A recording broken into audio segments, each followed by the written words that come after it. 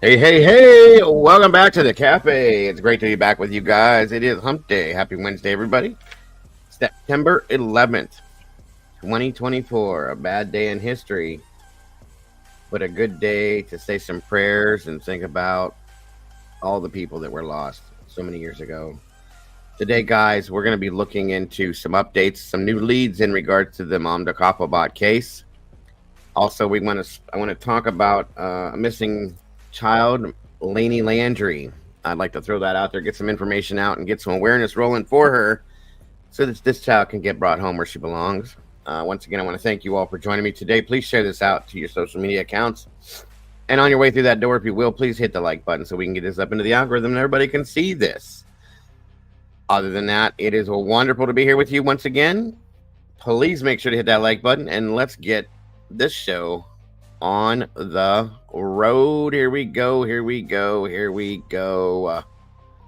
Oh, wait a minute. Where'd it go? There it is.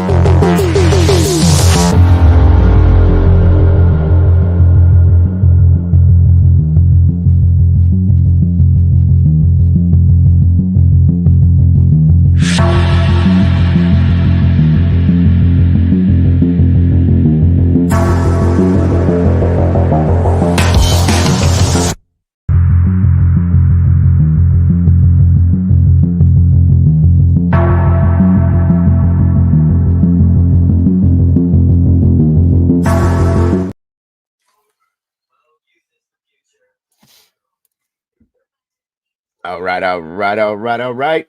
Here we are. Welcome back, everybody. Give me 1 second here. We're having a bit of a technical issue. I got to fix. My apologies. Hold on a second.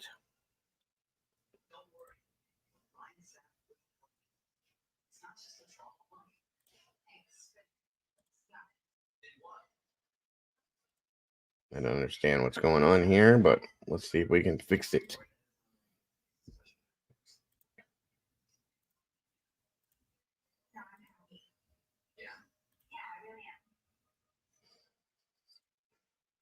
Okay.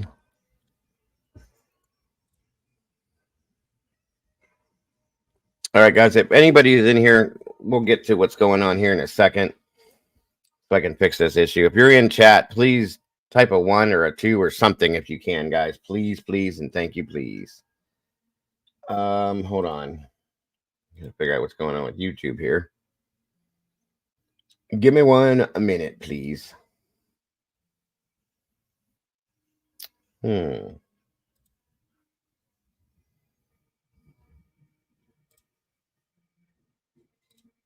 second. Bear with me, everybody. Bear with me.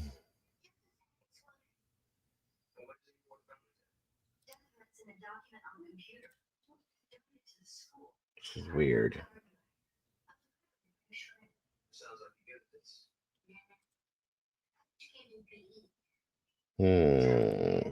Come on in, everybody, if you will. Give me a second here. Excuse me.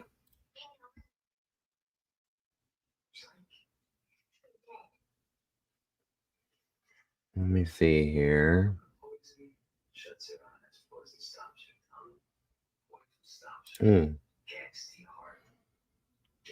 Bear with me, guys. Just please be patient with me. I don't know what's going on in here. Everybody that's in here, if you can hear me, please make sure you're subscribed to the channel. I guess sometimes things can happen where you unsubscribed without even doing it yourselves. So if you will, please subscribe to the channel. Check it. Make sure you are. Oh Lord. Let me see here.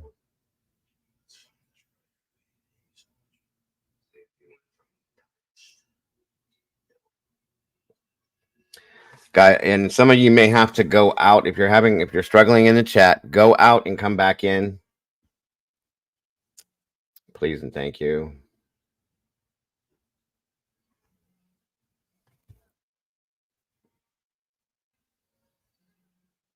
Hmm.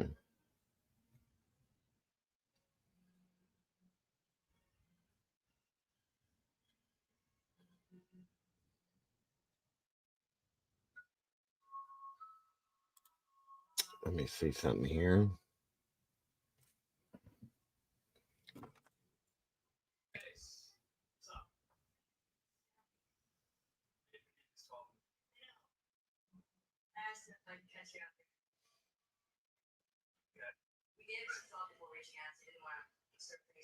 Okay.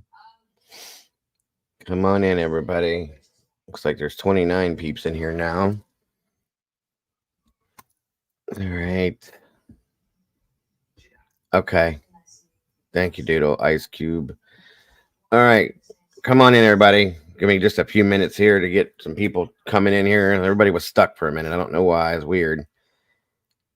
Come on, come on.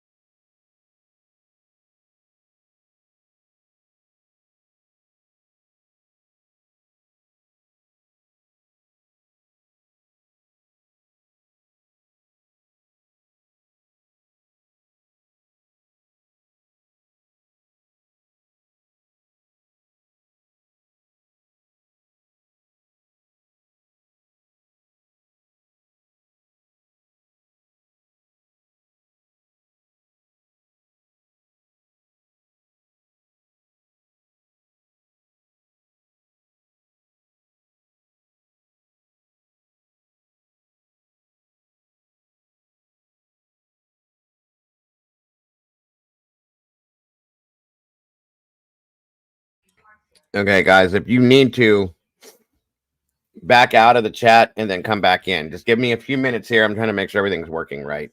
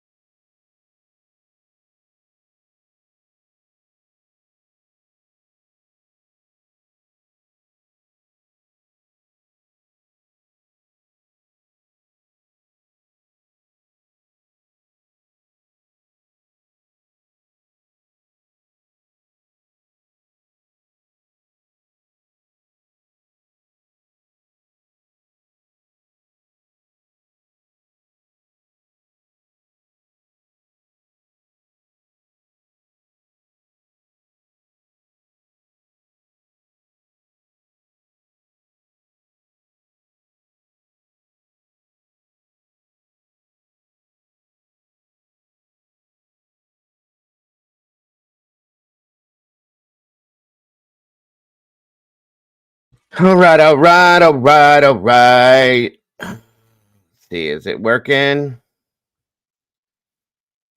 Mine just said error sending message. Really? Do you think it's something's going on with YouTube? I'm guessing. Should I end it and start another one? Of course, you guys aren't blocked. What's up, Arctic? Good to see you, buddy. So everybody's having problems text or chatting in the chat.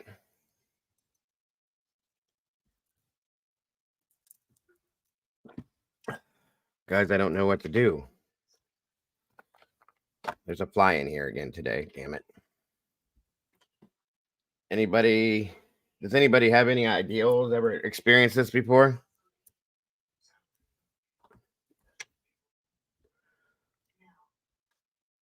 You went out. Okay, Kim just said that she went out and came back in and it worked. Okay, try that, everybody that's having struggles messaging. Try going out and coming back in. I see you, Mr. Walt Harris. Welcome, Victoria. Well, let me catch up with you guys real quick. Miss Victoria, good to see you. Miss Zelda's in the house. Arctic Fox, True Crime, my brother, good to see you. Doodlebug, my Doodlebug. Oh, where art thou, my Doodlebug? Right here. SRB's in the house. Welcome back to you. Miss Victoria, Angel, and Kano, good to see you today. Hope you're doing well. Murky Piglet, what's going on? Good to see you. It's been a minute. Great to have you here. Ray Baltic, welcome back to you. Good to see you. Carito, MVP, welcome back. Great to have you here. Kim Marin, always a pleasure, my dear. Great to have you here. Brandy B, the OG's in the house. Ro, Miss Rowena, thank you for joining us, Ro. Great to have you back, as always. Let me see.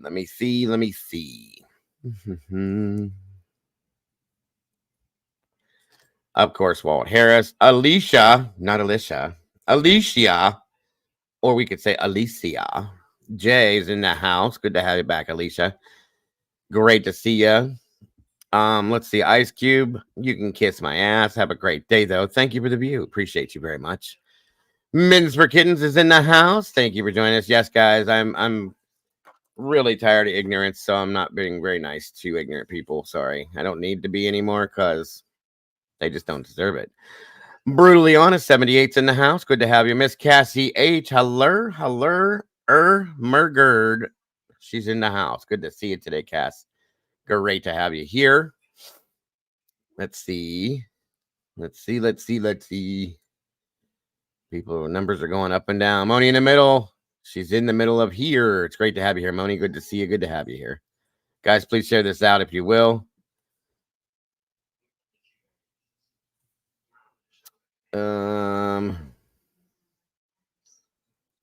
Walt Harris.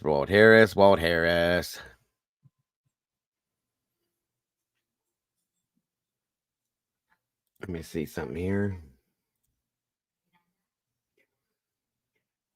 Ah, got you. That makes some sense. It's YouTube servers are having issues, you guys. That's what it is. Sorry. Sorry. I can't control that one for sure, but I'm trying. Like I said, maybe going out and coming back in might help. Maybe not. I don't know. Come on in, everybody, though, if you can. Get a seat. Yes, Miss Kim is an OG for sure. There's quite a few OGs in here. Let's see. Thank you, Carito, for your info. Appreciate that very much. Hold on a minute, folks. I'm just trying to double check some things.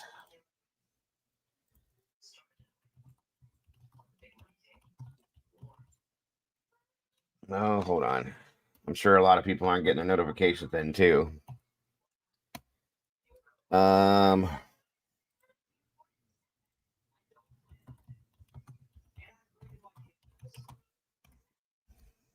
me make sure the people that normally do pop in here.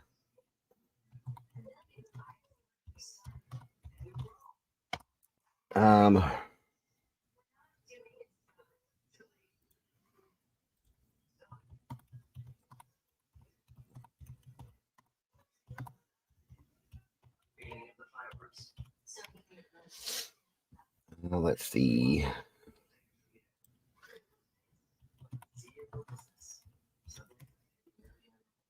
Um,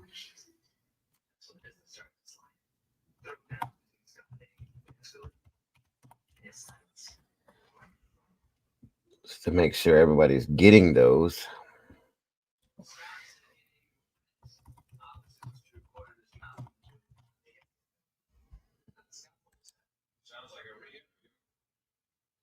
Like I said, with all the issues going on, I'm sure a lot of people are not getting their um,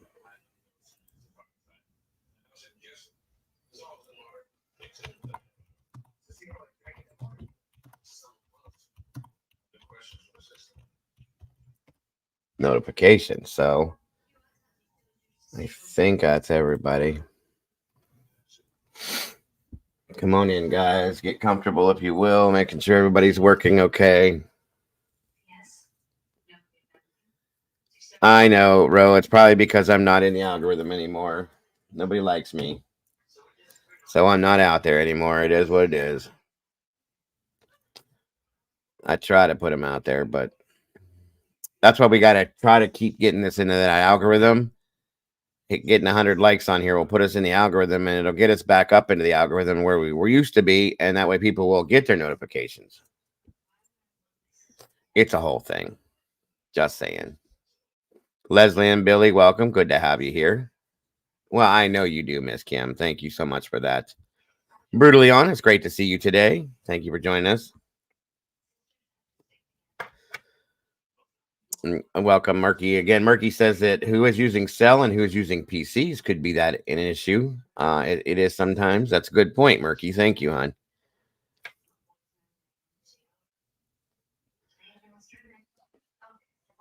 Having a good day so far.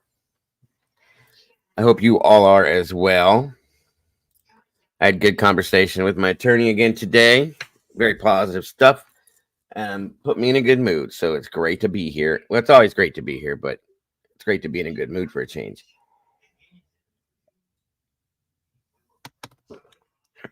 Well, truly, I'm always in a good mood when I get to hang with you guys. Miss Wisdom's in the house now. Welcome, Miss Sherry. Thank you for joining us. Thank you, Zelda, for that. Walt Harris is here, and I expect people to be following me in. I draw a little bit of a crowd. Do you now, Walt? Yes, you do. Walt, my own personal troll.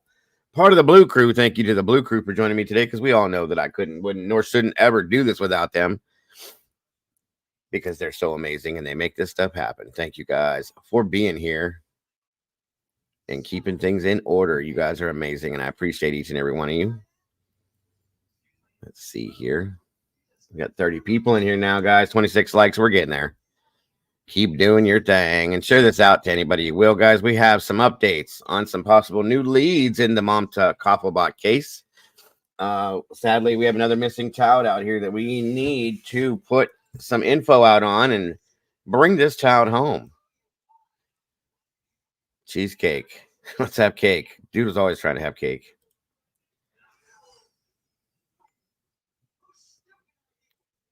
But a traffic accident also draws a crowd. Just saying. It's very true, Arctic. Very true, brother.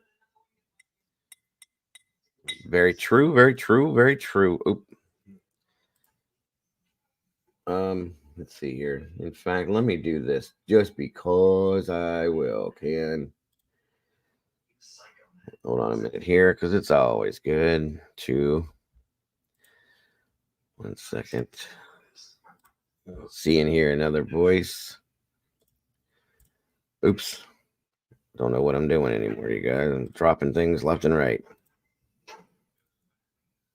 Sorry, everybody. Having all sorts of technical issues today. All sorts of them.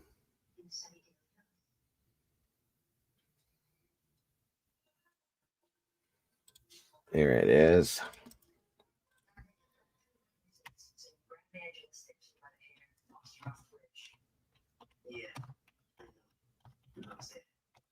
Be patient, guys. I'm just trying to give people a chance to jump in here and make sure everybody's working right.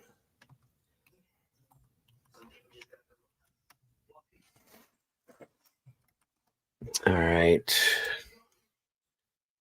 Just made pistachio slush cake. Oh my god, I love pistachio anything. Am I hearing voices? Elizabeth says, no, not today. Oh, hold on a minute.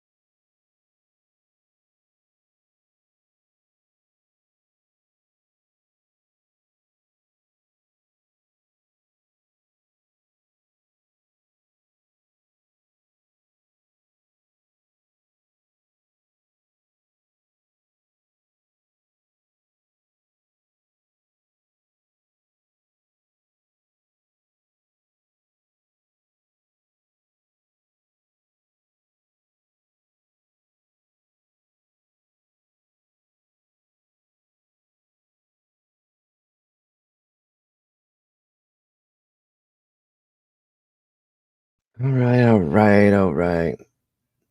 Yeah, it was my son is here. He is dropping off rocks. My son works for a roofing company and they do flat roof, commercial roofing. And I guess one of the buildings he had a whole bunch of that really large river rock stuff and they had to remove it. So they dumped it into one of their trucks.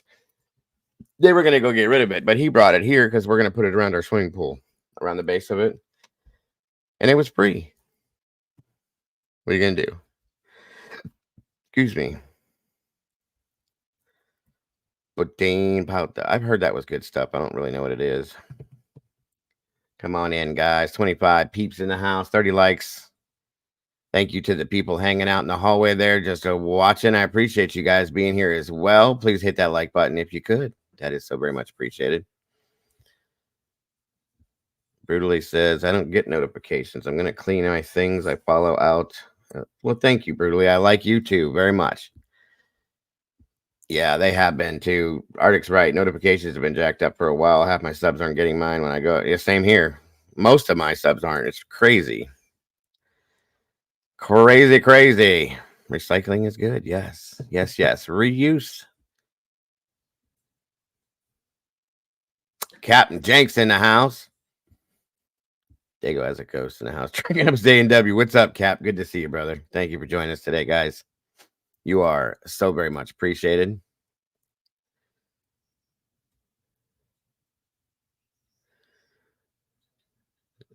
The background noise should be gone now. Zelda, I'm sorry about that, you guys. I forgot my TV was on.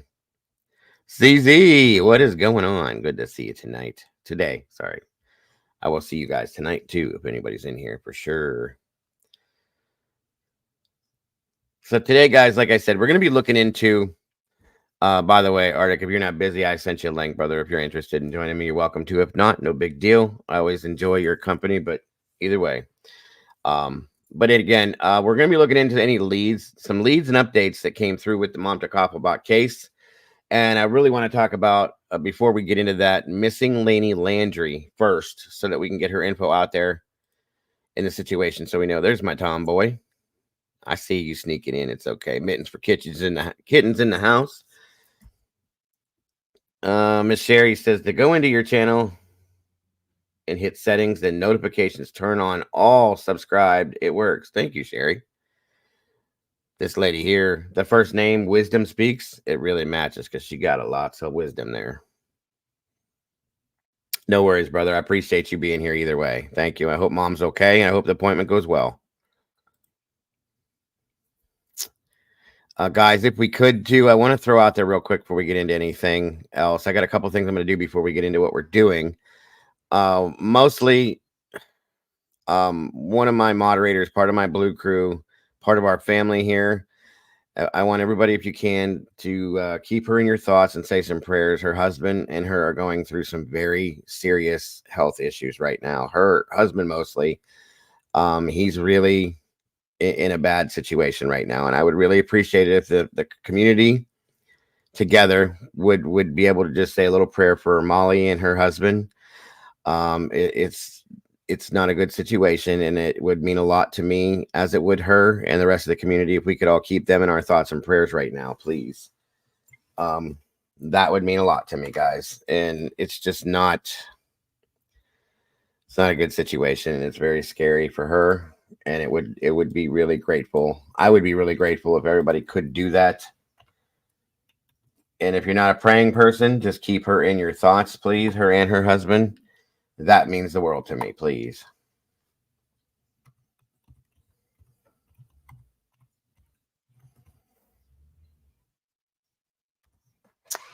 Absolutely does.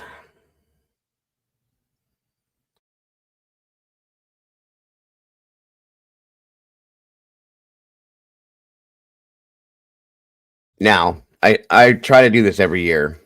Um, being a retired firefighter, EMS, first responder worker,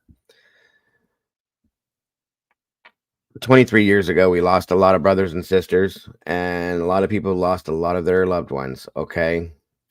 September 11th, 2001 was one of the worst days ever recorded in history for the United States and the world. Okay.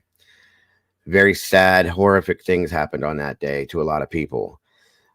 We lost a lot of firefighters, police officers. As I said, a lot of our brothers and sisters worked in the first responder, fire, and EMS world. That day we lost a lot, guys, and it's a horrible, horrible thing that is never going to change. It'll never go back, never. Okay, and we need to keep all of those people that we lost, if we can, today in our thoughts and prayers. Their families, anyone, the city of New York, everything that went on that day. It was very, very horrific, and I don't think any of us can ever forget that. Okay, I was very young at the time. I had just gotten involved in the fire service, and I was actually put on the list to go to New York to help with that. By the time it got to that point, they didn't need any of us. But I was going to go. I was going to go to try to help in any way, shape, or fashion that I could. So today it is again September 11th, and we need to remember. I know none of us will ever forget, but we need to remember every bit of what we can for that scenario. So I'm going to play a little something here just because of that. I appreciate you guys checking it out.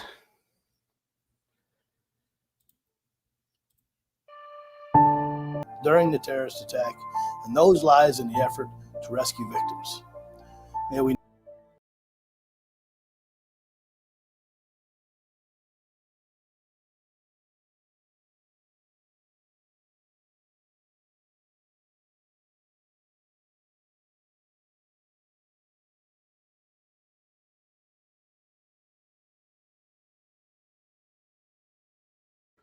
All right, everybody. Hold on a minute.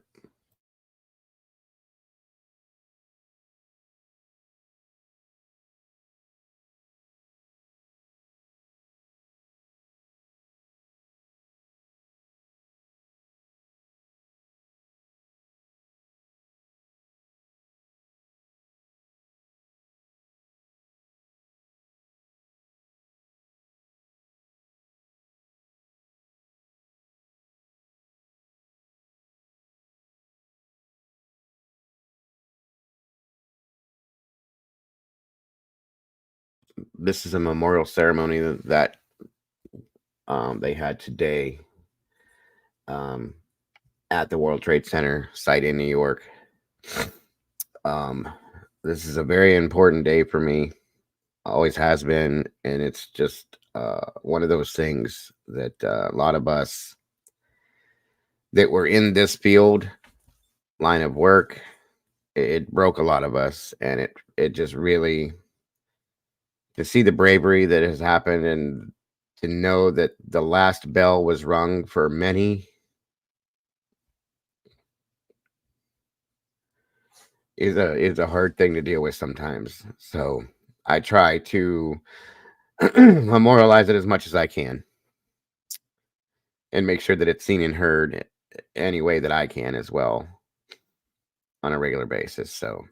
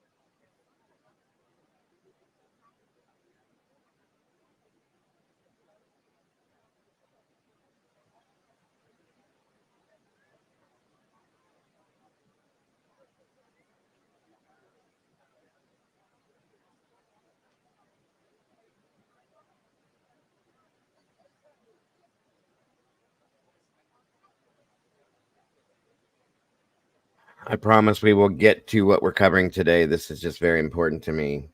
Um,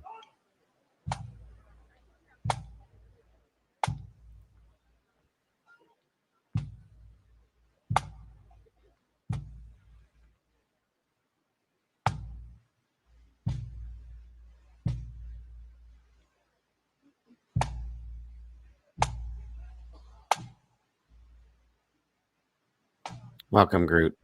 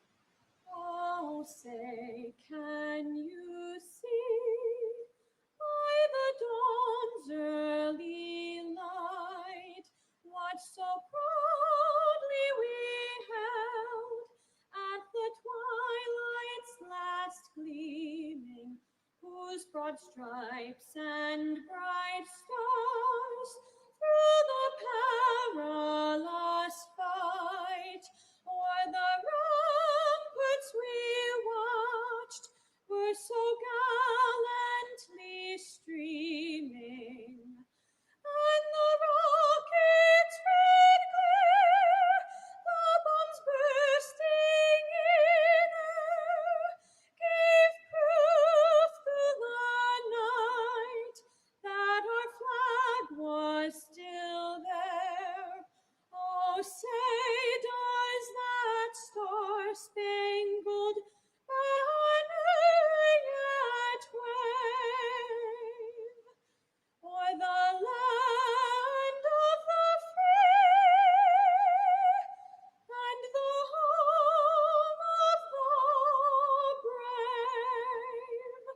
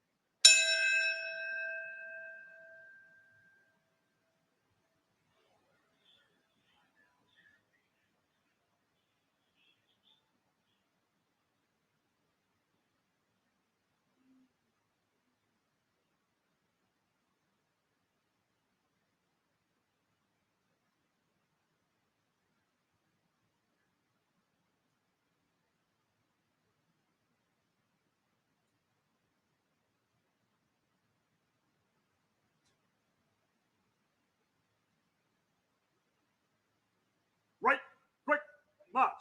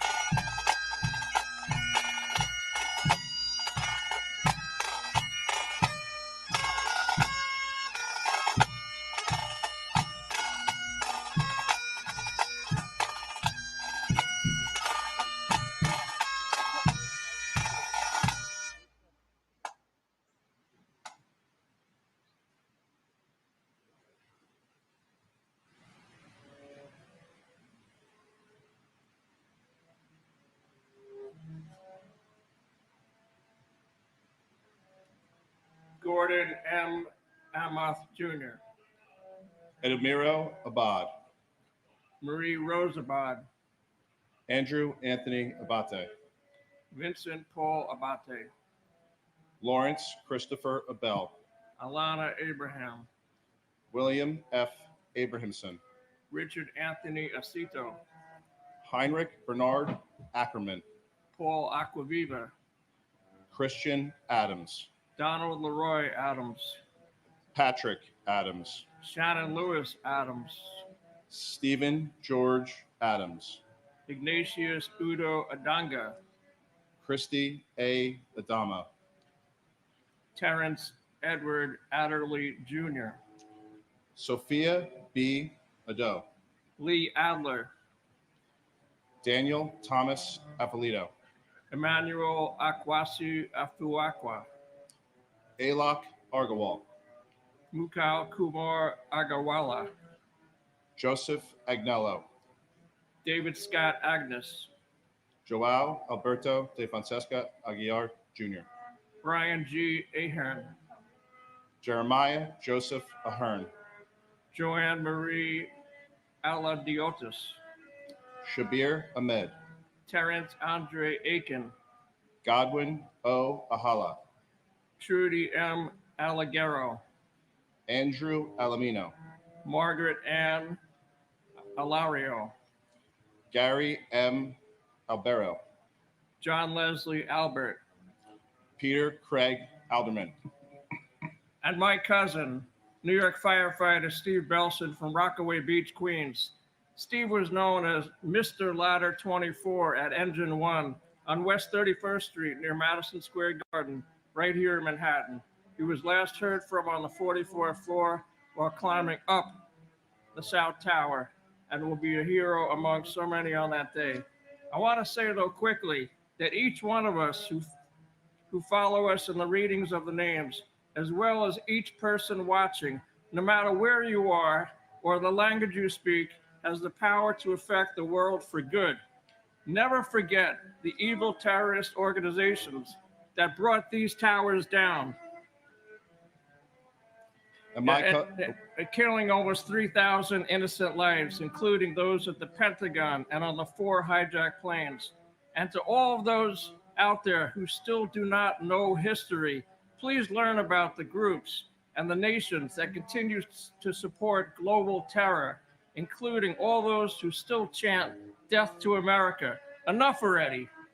Let the good people of the world unite on the side of the good and the righteous.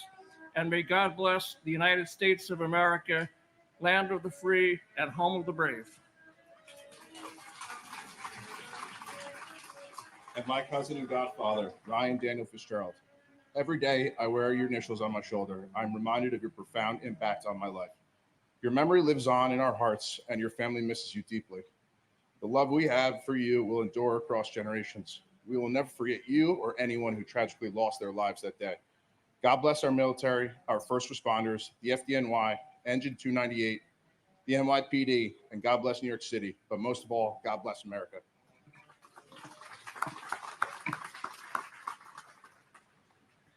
Jacqueline Delane Aldridge Frederick, David D. Alger, Ernest Alicacos, Edward L. Allegretto, Eric Allen, Joseph Ryan Allen, Richard Dennis Allen, Richard L. Allen, Christopher E. Allingham, Anna S. W. Allison, Janet Marie Alonso, Anthony Alvarado, Antonio Javier Alvarez, Victoria Alvarez Brito, Telmo E. Alvier, Cesar Amaranto Alviar, Tariq Amunula, Angelo Amaranto, James M. Amato, Joseph Amatuccio, Paul W. Ambrose, Christopher Charles Amoroso, Craig Scott Amundson,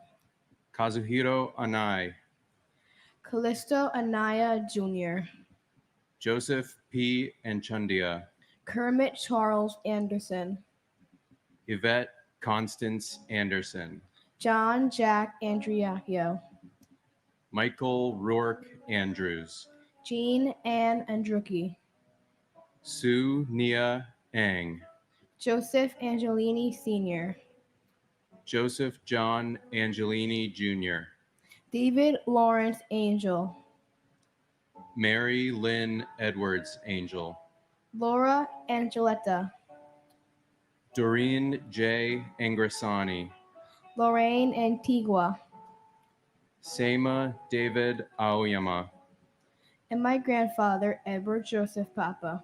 Grandpa Eddie, although I never got a chance to meet you, we share many of the same interests. Not only do we share the same name, but I also love to play golf. I also love the Mets and playing baseball just like you did. People always tell me we share the same smile and happy energy. I wish I could have met you, and I hope we're all making you proud. And my dad, Stephen Francis Schlag. I love him and miss him as ever. All the years combined, they melt into a dream. Life is good. It's 88 and sunny.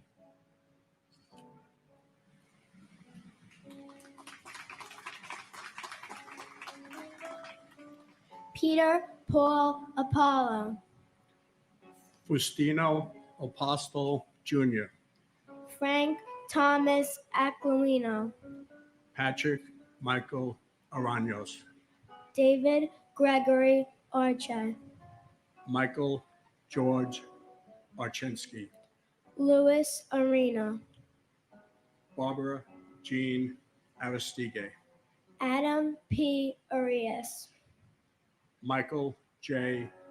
Armstrong, Jack Charles Aaron, Joshua Todd Aaron, Richard Avery Arno, Myra Joy Aronson, Japhet Jesse Arya, Carl Francis Asaro, Michael A. Ajiak, Michael Edward Asher, Janice Marie Ashley, Thomas J. Ashton, Manuel O. Asidimbe, Greg A.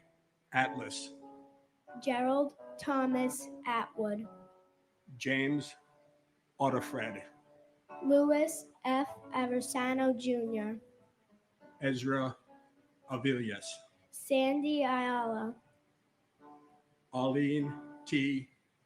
Babakidis, Eustace R. Bacchus, John J. Badakliaka, Jane Ellen Basler, Robert J. Bearwalter, Andrew J. Bailey, Brett T. Bailey, Garnet Ace Bailey, Tatiana Bakalinskaya, Michael S. Baksh, Sharon M.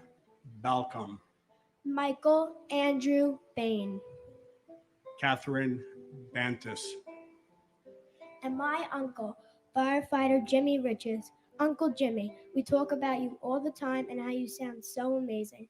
I wish I could have met you, and I know you were cheering me on at all of my cheerleading competitions and watching over our whole family. We all know when we see a dragonfly, it's your way of saying hello to us. We will always remember you. God bless America.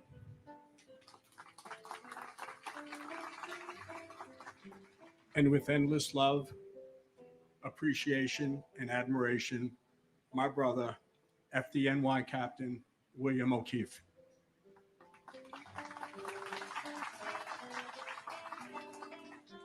Gerard Baptiste, Walter Barron, Gerard A. Barbara, Paul Vincent Barbero, James William Barbella, Colleen Ann Barco, Christine Jonna Barbuto,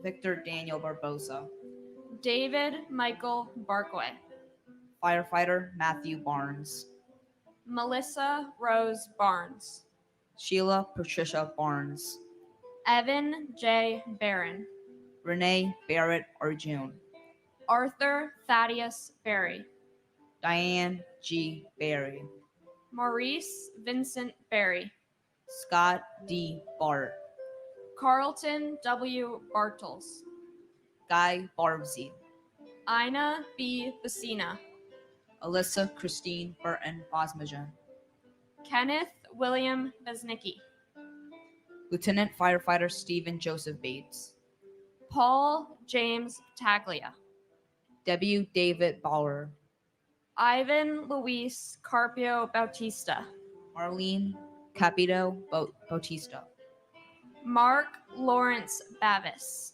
Jasper Baxter, Lorraine G. Bay, Michelle Beal, I thank Todd you all M. for having Beamer, patience with me to do this Paul before we Frederick get into our show Martini, for the day, but it is Jane very important to S. me Beatty, that I Alan recognize Anthony as Beeman. myself. So thank you again Lawrence for your patience, Ira folks. Beck.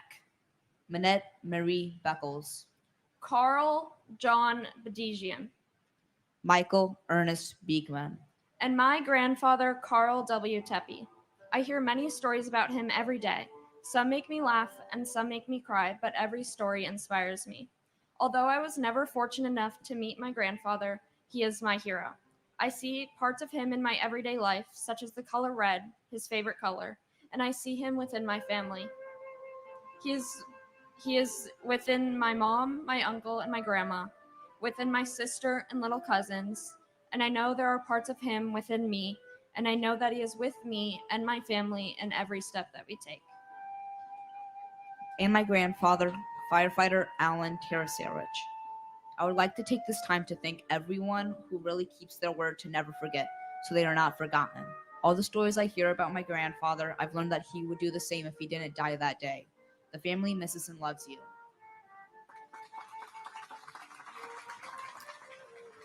Maria A. Bear, Max J. Bilkey, Yelena Bilolovsky, Nina Patrice Bell, Debbie S. Bellows, Stephen Elliott Belson, Paul M.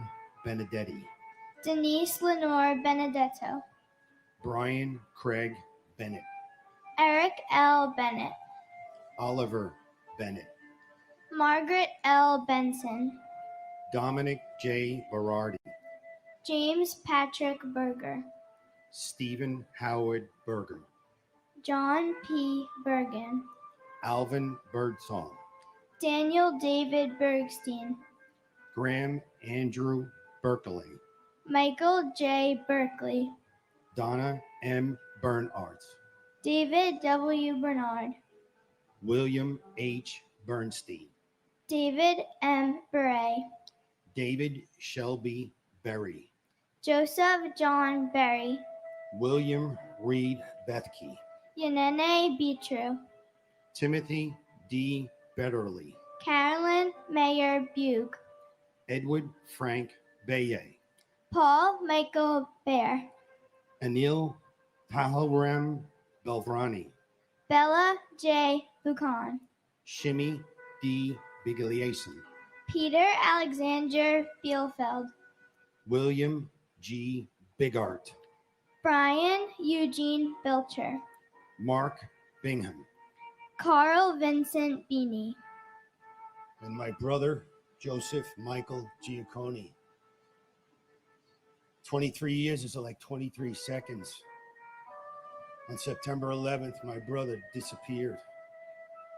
But this place has become my altar. And this ceremony is essential. Because that day he disappeared, but if I come here and I speak his name out loud and you hear his name, he will never, never disappear. We love you and thank you.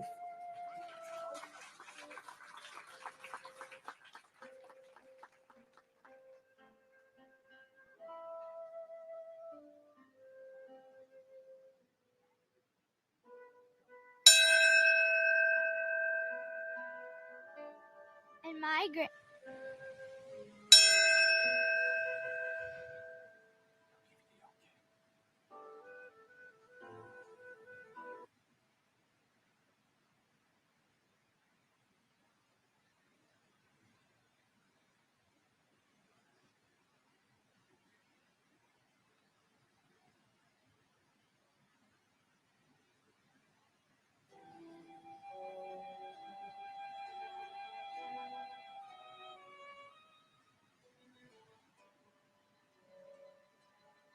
And my grandfather, FDNY Captain James J. Corrigan. We love you so much and we miss you so much. Me and my 3 sisters wish we got to meet you.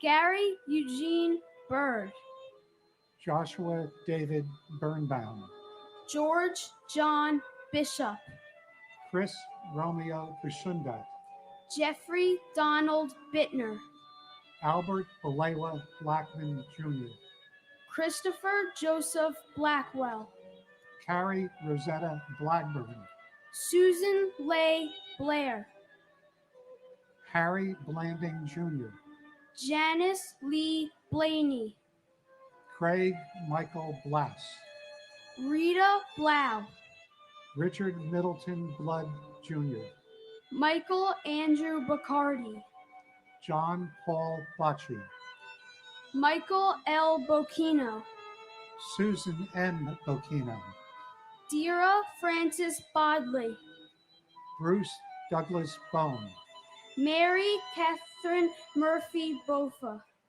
Nicholas Andrew Bogdan, Darren Christopher Bohan, Lawrence Francis Bousseau, Vincent M. Bolin Jr., Turi Hamzavi Belorchi, Alan Bondarenko, Andre Bonaire Jr., Colin Arthur Bonnet, Frank J. Bonomo, Yvonne Lucia Benamo, Susan Booker Sr., Kelly Ann Booms, Campbell D. Boone, Mary Jane Booth, Sherry Ann Boudreau, Christine Bordanabe, Jerry J. Borg, Martin Michael Borashevsky, Richard Edward Bosco, and my uncle Kenneth Joseph Marino, who was a firefighter with FDNY Rescue 1 in Manhattan. He was one of the first responders on that day. I'm 12 years old, so I never met my uncle Kenny, but I feel like I know him from my parents, grandparents, and family members. One thing I learned is that my uncle Kenny and I share a love of baseball. Our favorite player is Ken Griffey Jr., and I'm very happy and proud that we have the same interests. But most important is that my uncle Kenny was a true hero. He saved many lives on that day. Our family misses him every day, and we will never forget his memory or his bravery.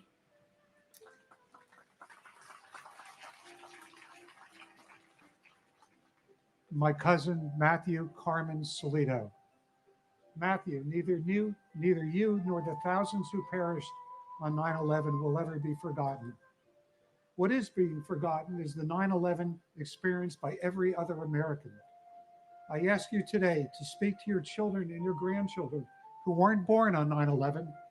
Tell them what you went through, tell them to never forget what your family went through on 9/11.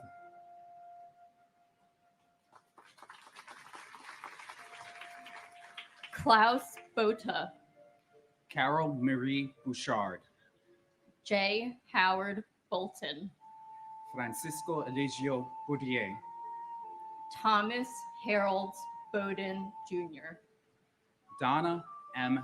Bowen, Kimberly S. Bowers, Veronique Nicole Bowers, Larry Bowman, Sean Edward Bauman Jr., Kevin L. Bowser, Gary R. Box, Gennady Boyarsky, Pamela Boyce, Thank you, Murphy. Alan P. Boyle, Michael Boyle, Alfred J. Braca, Sandra Thank you, Zelda. Monte Sorry Grace, to drag this out, guys. My Kevin apologies. Hugh Bracken, Sandy Waugh Bradshaw, David Brian Brady, Alexander Roginski, Nicholas W. Brandmarty, Daniel Raymond Brandhorst, David Reed Gamboa Brandhorst, Michelle Renee Bratton, Patrice Brout, Lydia Estelle Bravo, Donald Michael Brightweiser, Edward A. Brennan III, Frank H. Brennan, Michael E. Brennan, Peter Brennan, Thomas Moore Brennan, Daniel J. Brethel, Gary Lee Bright, Jonathan Eric Briley, Mark A. Risman, Paul Gary Bristow, Marion R. Britton, and my father, William Ralph Robb. Dad, we only got 6 years together, but I have nothing but the happiest memories. And every day I remember how lucky and how proud I am to be your daughter. Me, Mom, and Liam love and miss you so much. And my mother, Imelda H. Perry. My mother was a beacon of kindness, wisdom, elegance, and grace. Her love was unconditional. Her spirit was indomitable. Along with my brother and my sister, we cherish the memories that you taught us. And even though you are not here with us, your memories will continue to live in our hearts and guide our actions. Thank you.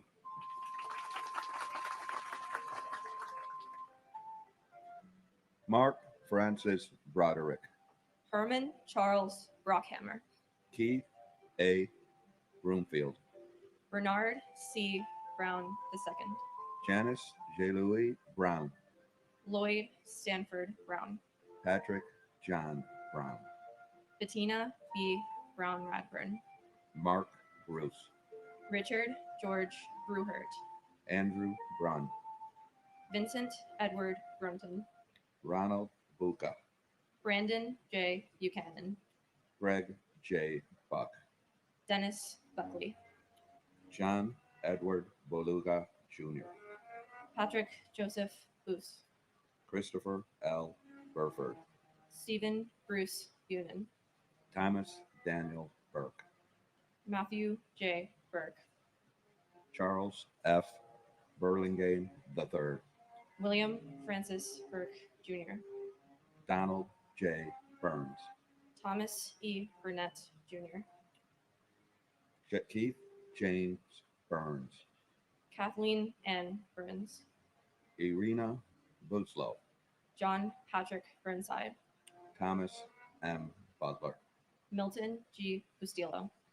Timothy G. Byrne. Patrick Dennis Byrne. Jesus Neptali Cabezas. Daniel M. Caballero. Brian Joseph Cachia. Lillian Caceres. And my brother, Robert Talhami. Your family and I love you and miss you so much. For the love you had for good food and wine, your good friend, Peter Donovan, and I have not missed a dinner in your honor for the last 23 years. Robert, my little brother, I know we will meet again. Until then, I love you and think of you every day.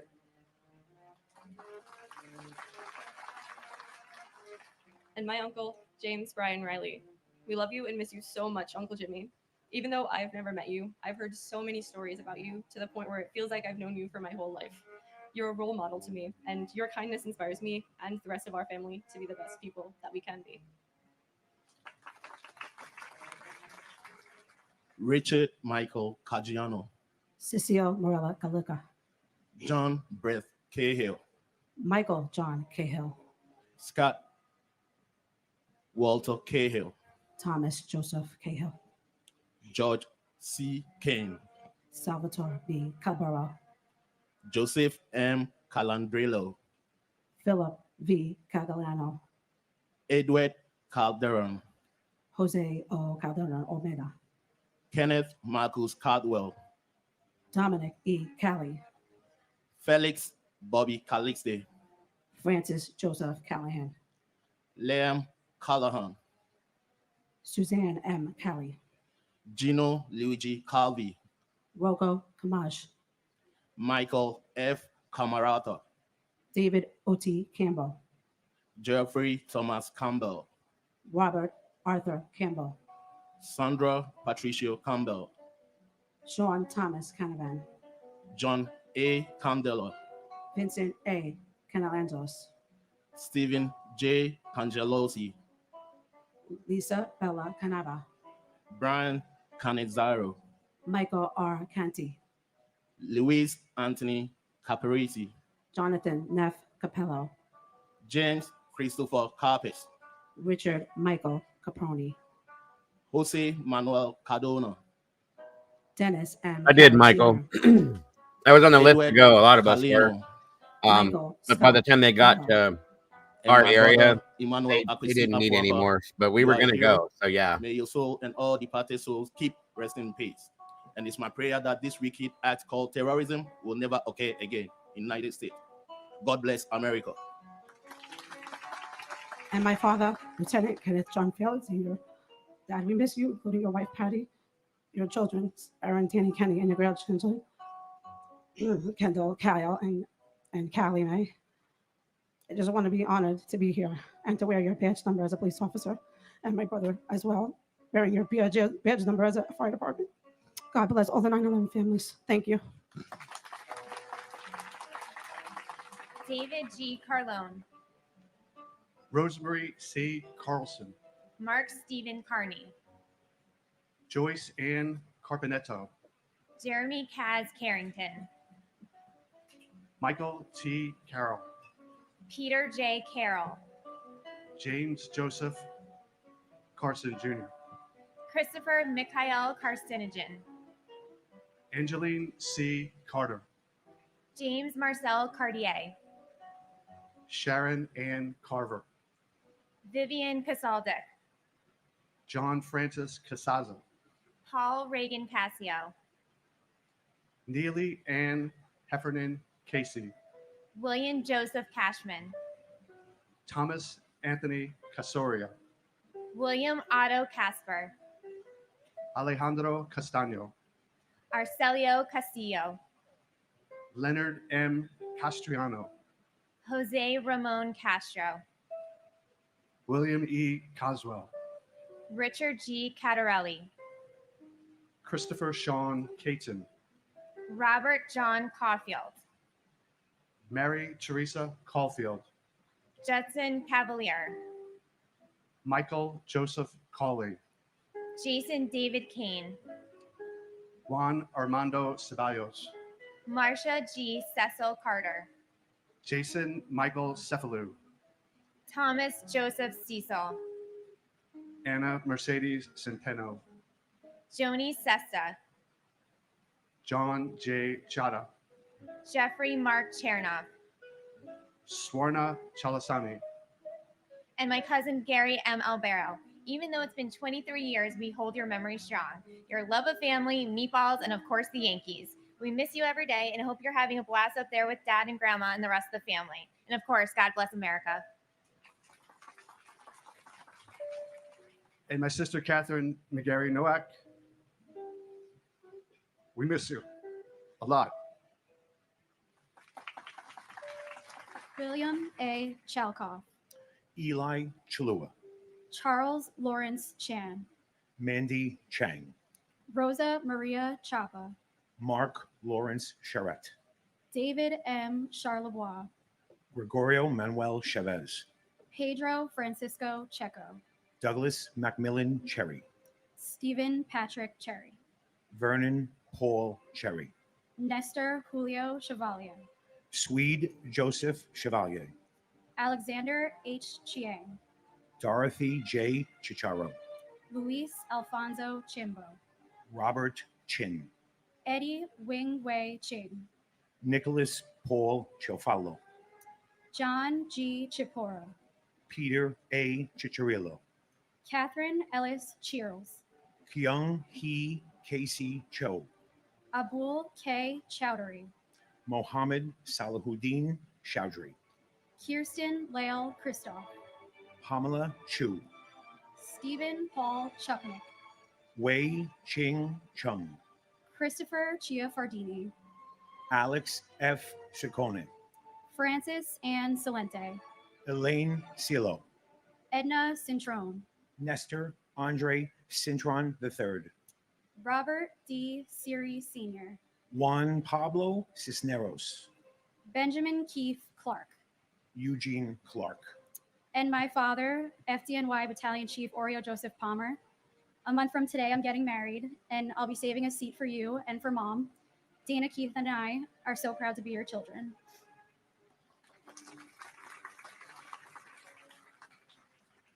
and my uncle, Salvatore F. Pepe.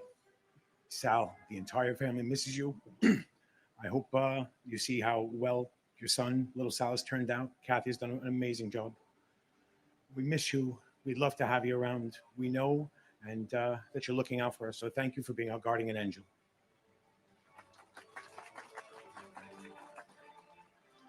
Gregory Allen Clark, Manny Leroy Clark, Sarah M. Clark, Thomas R. Clark, Christopher Robert Clark, Donna Marie Clark, Michael J. Clark, Saria Rachel Emma Clark, Kevin Francis Cleary, James D. Clear, Jeffrey W. Cloud, Susan Marie Klein, Stephen Copley, Jeffrey Allen Cole, Patricia A. Cody, Daniel Michael Coffey, Jason Matthew Coffey, Florence G. Cohen, Kevin S. Cohen, Anthony Joseph Coladonato, Mark Joseph Caleo, Stephen J. Caleo, Christopher Michael Colasanti, Kevin Nathaniel Colbert, Michelle P. Colbert, Keith E. Coleman, Scott Thomas Coleman, Terrell Coleman, Liam Joseph Cahoon, Robert D. Colon, Robert J. Call, Jean Marie Collin, John Michael Collins, Michael L. Collins, Thomas Joseph Collins, Joseph Kent Collison, Jeffrey Dwayne Coleman, Patricia Malaya Kolodner, Linda M. Cologne, Saul E. Cologne, and my friend Susan Ruggiero, and also my brother, firefighter Michael Francis Lynch. I look forward to that day when we can all be together again. And I ask everybody out there watching this to pray for unity and to pray for peace. Thank you. Claire Beach, Stephen Dennis Cafriero Jr., Brenda C. Gibson, Florence Morgan Gregory, Richard J. Goddonner, Myung Woo Lee, Timothy Michael O'Brien, Angel Perez Jr., Christopher J. Pickford, Joseph Patrick Spoor, Claus Johannes Sporkat, Alexandra Leaveyu Stan, Karina Stan, Edward W. Schwab, George J. Strout Jr., Daniel Thomas Sir, Michael Anthony Tanner, David Gustav, Peter Tangelin, Shurish Yamadala, and my brother, Christopher Samuel Epps. We miss you, Christopher. It has been 23 years, and how your life in the beginning had impacted our family since our mother had you at an older age. We took care of you, we nurtured you throughout your years of 29 years when you became adult. You're in Tower 2 on the 98th floor as an accountant for Marsh and McLennan. We deeply miss you, Christopher. Not one day, hour, or moment that our family does not miss you. Your sister, your brothers, your nieces, your nephews, and your cousins all deeply miss you. They were there that horrible day searching everywhere for you, in hospitals, all up and down, placing flyers to find you alive. But God had other plans. But we are all grateful today for the freedom and liberties to live in the United States of America. We are all living in the land of the free and the home of the brave. I would like to thank President Bloomberg and his committee for every year, without fail, bringing us all together to pay witness and remember our family members. We are all here by grace, and love and peace, I pray, rests within all of us. Thank you.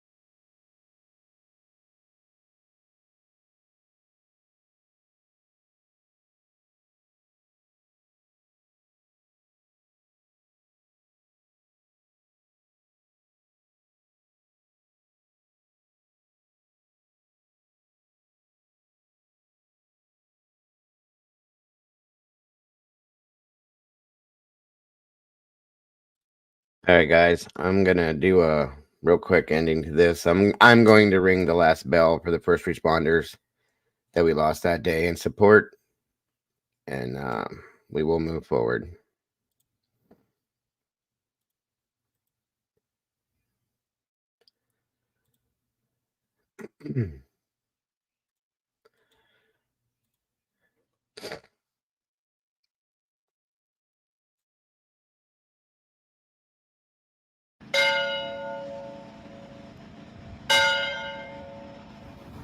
We usually say the Lord's Prayer when we listen to the ringing of the bell, and it's in honor of all the healthcare professionals and the first responders. I can hear them from my house, so I just listen out the window. We have someone coming each day and ringing the bell 20 times at noon. This was my second time, and I got the technique down a little bit better, and we're hoping the neighbors will listen at 12 and hear this. You're much more mindful and praying for the help. We usually say the If we could take just a moment of silence, guys, we can move forward from there. Thank you. And that means everybody in chat, just freeze for a moment, please.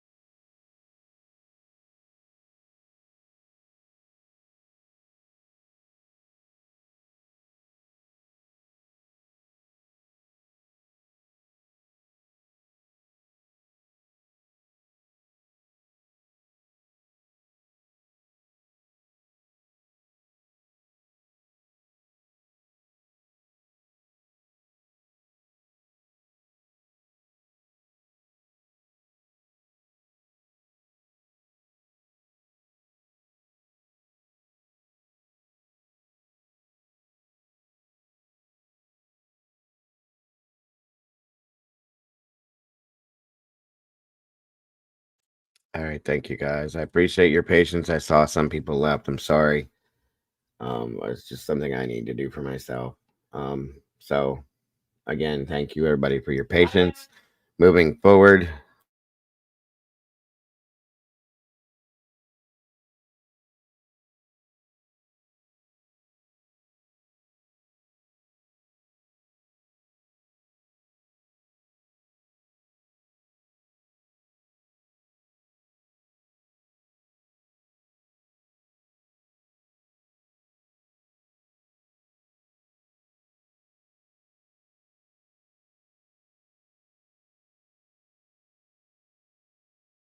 Thank you guys very much for your patience with this and understanding.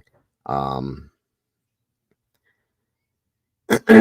Sadly, it took something like this to bring our country together, and we did unite. I just wish that it could be like this on a regular basis, and it would not have to be something like this to bring us together. But we did come together as a nation. I'm very, very proud of that and very grateful for that. And again, I salute the brothers and sisters that we lost in first responders, fire, EMS, police officers. I also salute the doctors and nurses and healthcare workers that helped throughout all of that.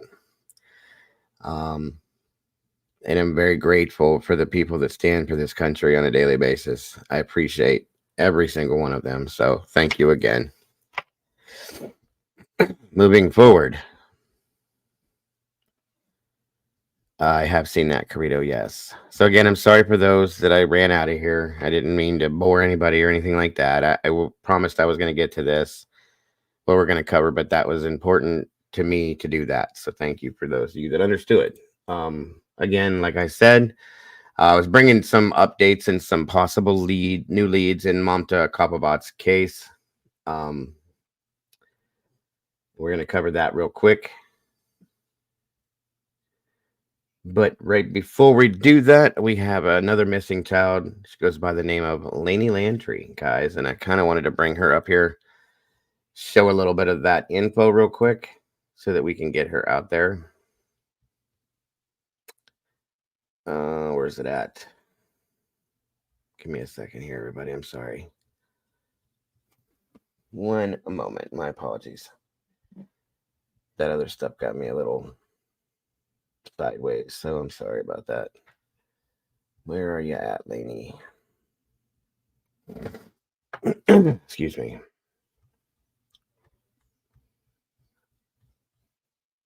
Where did it go?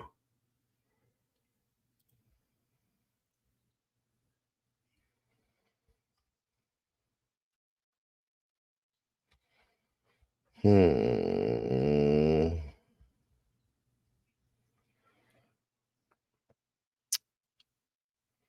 know it's here because I just pulled it up.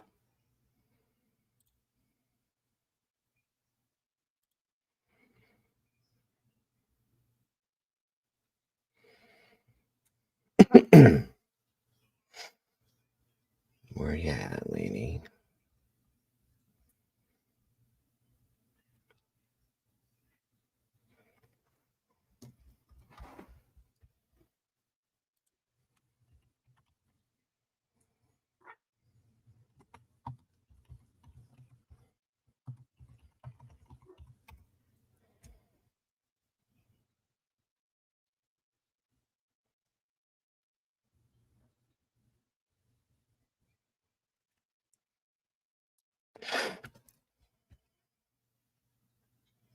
Guess I have two that we're going to throw up real quick. While I'm looking for Laney's, I will pull this up here real quick. Amber alert that has been issued for a baby that had been taken by a dangerous armed suspect at a Huntington Park. So let me show you that first while I'm pulling up Laney's missing poster real quick here. You can't sing when I'm... Hold on a minute, guys. There we go.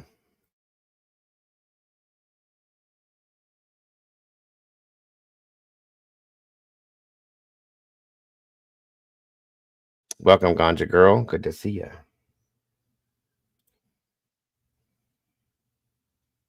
The Tim and Hall Show. Weekdays. FX's The Old Man, September 12th on FX. Stream on Hulu.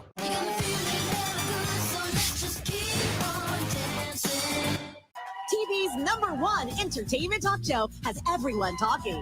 Entertaining, hilarious, and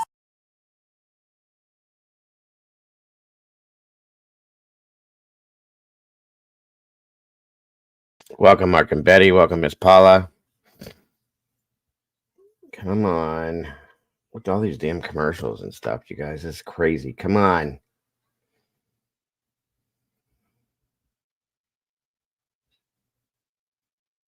Anytime now.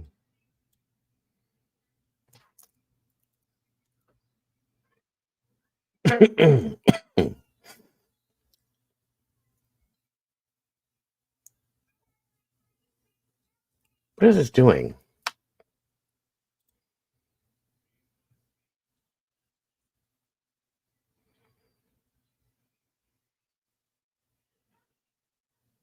This is ridiculous. There shouldn't be this many commercials for something like this.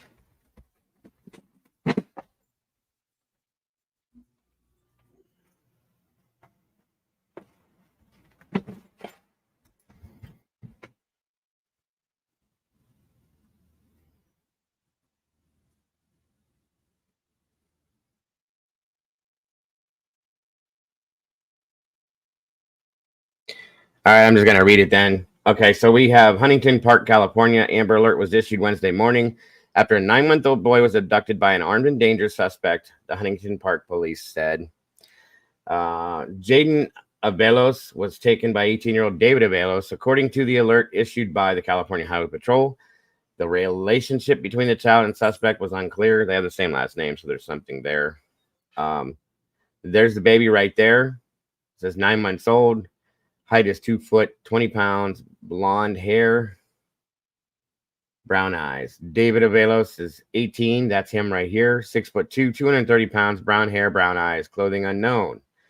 Avelos was last seen in Huntington Park on Wednesday. CHP flyer said But post by the Highway Patrol on X gave the last known location as Normandy Avenue and West 228th Street in West Carson. David Avalos is described as 6'2" tall, weighing 230 pounds with brown hair, brown eyes.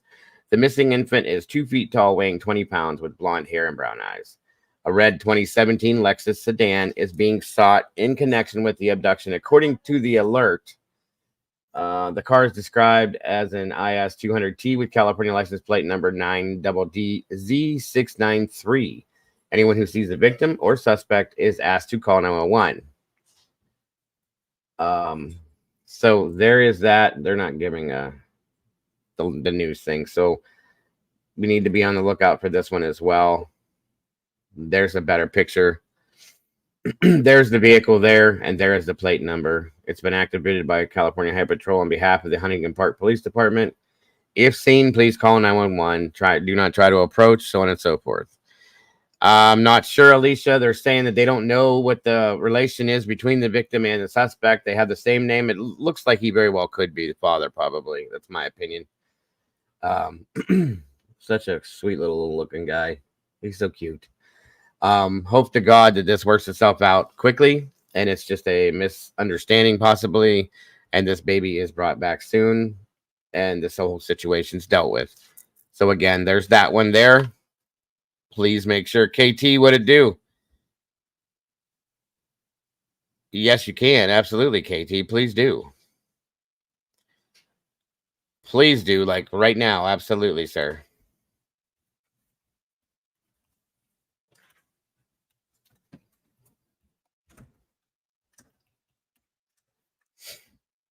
There's my email right there, KT. I'm sorry. That's not right. 1 second.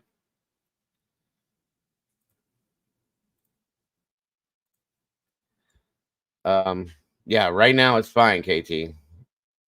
Here, let me put my actual email address in.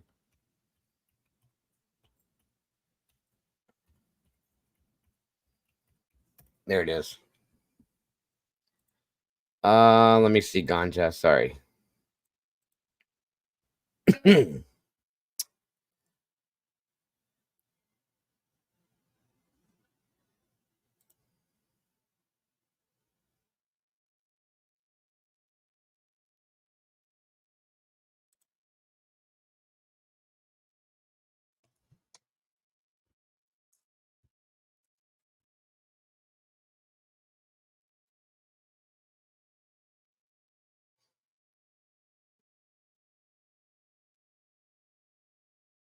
I don't think I received it yet, Ganja. I don't see anything in here yet. Let me see here.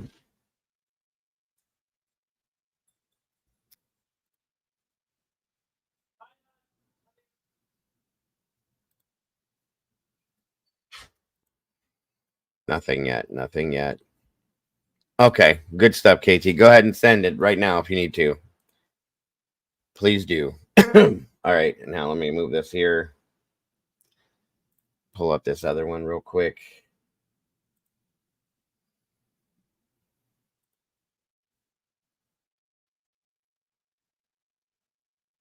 Where did my link go for this?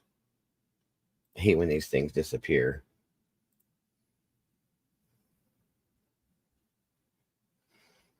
Give me one moment, guys. I'll throw this up here real quick.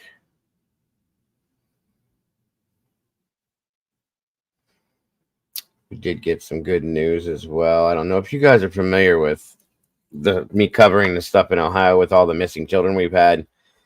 There was an operation that local authorities here in Ohio pulled off. It's called Operation Homecoming. U.S. Marshals, Canton City Police, multiple other agencies pulled it off. There 32 children were recovered, you guys, within this operation. So hallelujah for one.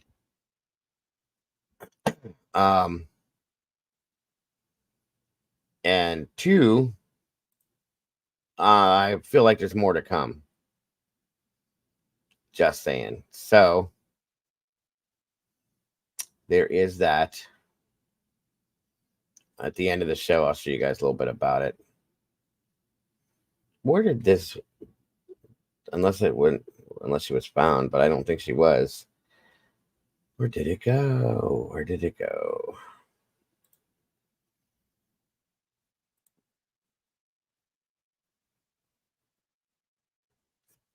I'll be damned. Hold on one moment.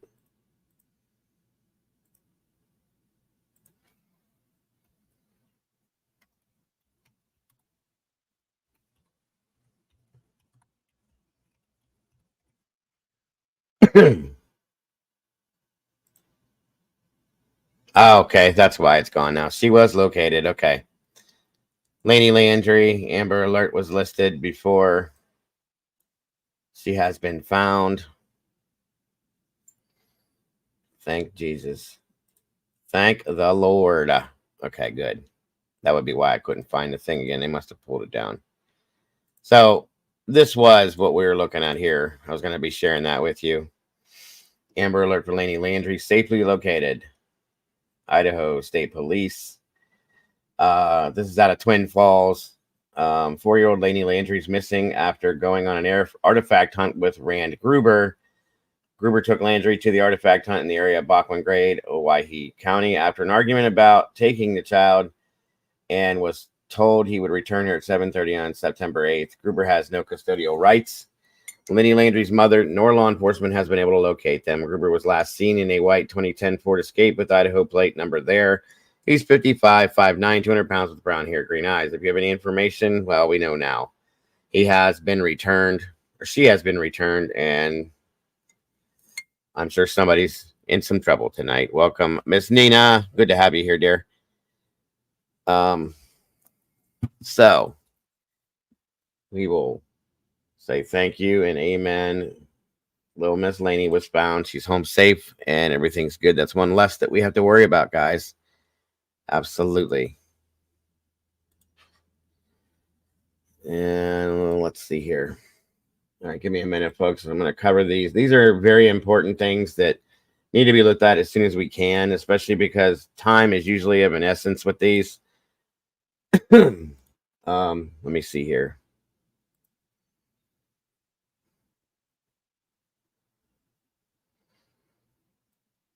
Okay. Now, this is a community member, family member here that we're talking about next here, okay? So we need to be extra vigilant with this for sure, because this community member came to me, is asking me if we can talk about this, so 100% we will. Bladen County Sheriff's Office has posted this. A missing person, Mr. William Lowry, has been reported missing as of today, August 27, 2024. He was last seen August 24th, walking near his residence on FL McDaniel Road, Amon, North Carolina. Mr. Lowry was last seen wearing blue jeans, shorts, and a white t-shirt. It is unknown that this Mr. Lowry has any mental health problems. If anybody knows any information whatsoever about William Lowry, please contact 910-862-6960 or 910-862-8141. This is Mr. Lowry here. What he looks like. Let's see. So this has been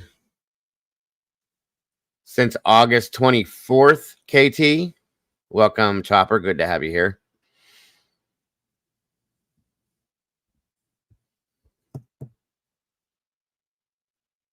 Again, William Lowry, missing since August 24th, based on what this says. He was reported missing the 27th, guys, where it is now September 11th. We're into this by a couple weeks.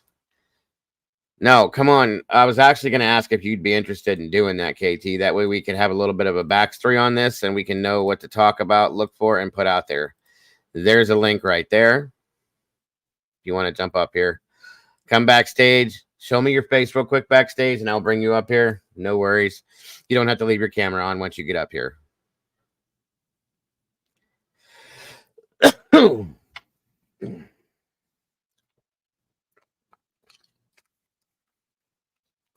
I don't know, Chopper. I've never seen his face. Welcome, Brian. Good to see you, Brian.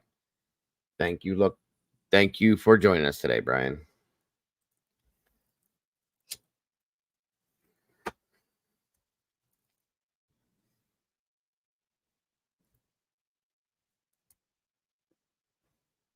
You see the link there, KT, right there? Welcome, Mrs. Dash. Great to have you here. Again, thank you all for joining me. Thank you for those of you for having patience with me for covering the memorial this morning due to what today is. God bless. I appreciate you guys very much for understanding that. Yeah, you should be able to just click the link, KT. I don't know if you've ever done it before, but you'll drop backstage. I bring you up, and on we go. We can get some information out about Mr. Lowry here.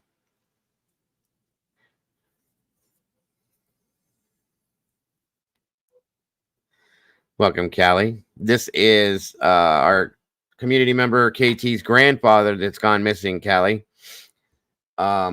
since August 24th. So we're trying to put some information out about him so that we can help to get him found. Thank you, Ganja. Let me see what we got here. Oh, maybe I pronounced it wrong. Let's see here.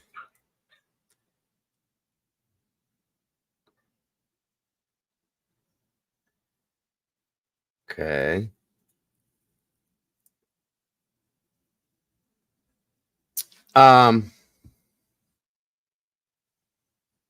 One second here. Where are you at? Ganja, does the name on the email start with the letter J? All right. Can you show me your face real quick, KT, just for a quick second? Turn your camera on for just a quick second. Unless you don't have a camera and it's just audio.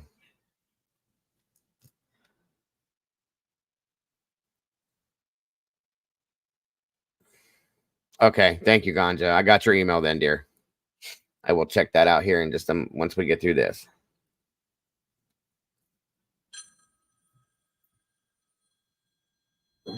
Hang on, folks.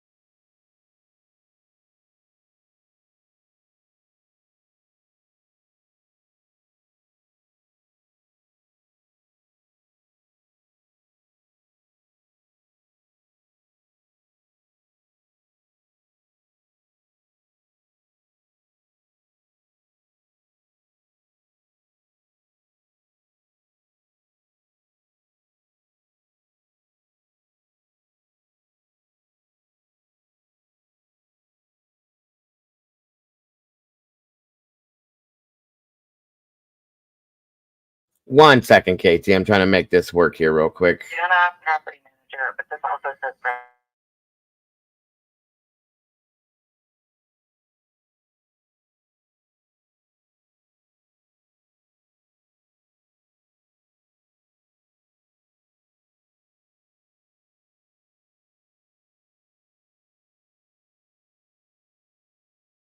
Okay, KT, do you have a camera that you can show your face real fast before I bring you up here, or no?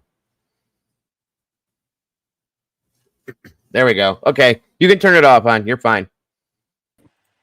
All right, can you hear me? I can hear you. Can you hear me?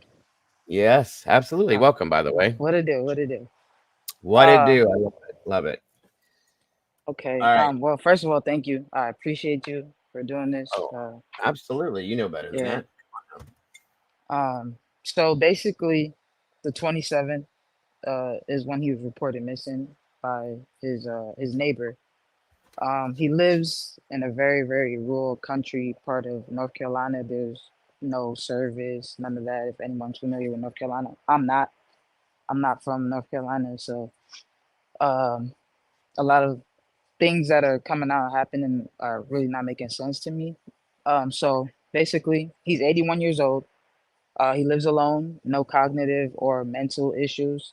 Okay. He's he walks with a cane everywhere he goes. So when the sheriffs and detectives went there, they found his cane. They found his front door open, TV still on, and he was nowhere to be found. So they said it looked like he was ready to come right back. Is how it looked. Um, they used drones, K9s, and his scent led him to the front of the road or the house, and that was it. His cell phone was turned off at 5:30 p.m. Um, and his last known call was to my mom, which is she's in New York, so she wouldn't be in the area. And after that, it's just black. Like there's nothing else. Neighbors, everything is like a dead end. We're like, no, we have no answers. Was there ever any?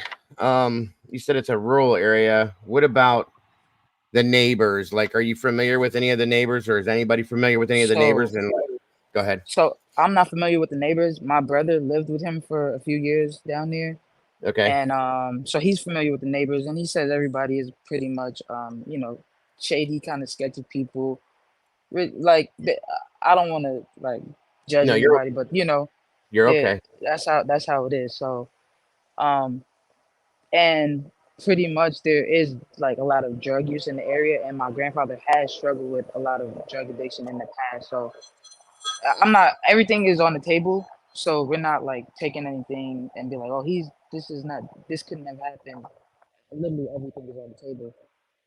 So the neighbors, a lady he talks to every day, I don't remember her name, Mm-hmm. talks to him every day. They're like best friends. She didn't speak to him for a few days, went over there, saw how he left the house, and then waited a little bit and then reported him missing.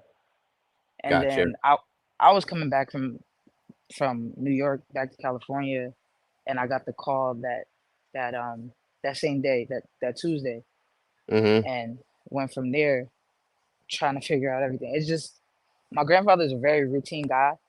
Yeah. He's a veteran, so he's like very, everything is routine. Yeah. He Absolutely. I get calls it. he calls someone every single day, even if it's just to annoy them and just talk.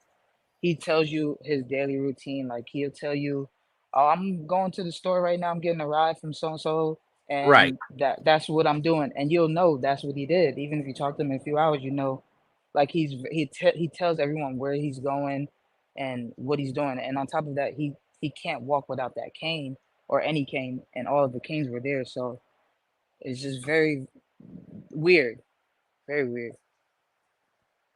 So I'm just want to have his face out there.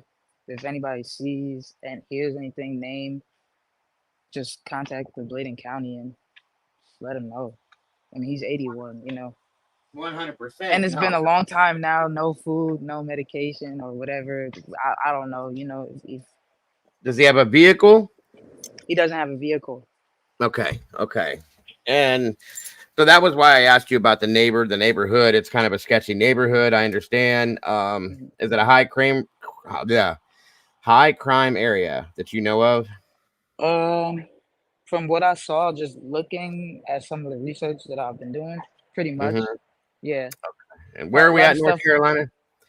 It's it's Fayetteville, but it's Bladen County. Oh my God. Okay, 1 second. Sorry about that. Okay, 1 second. Mhm. My fault.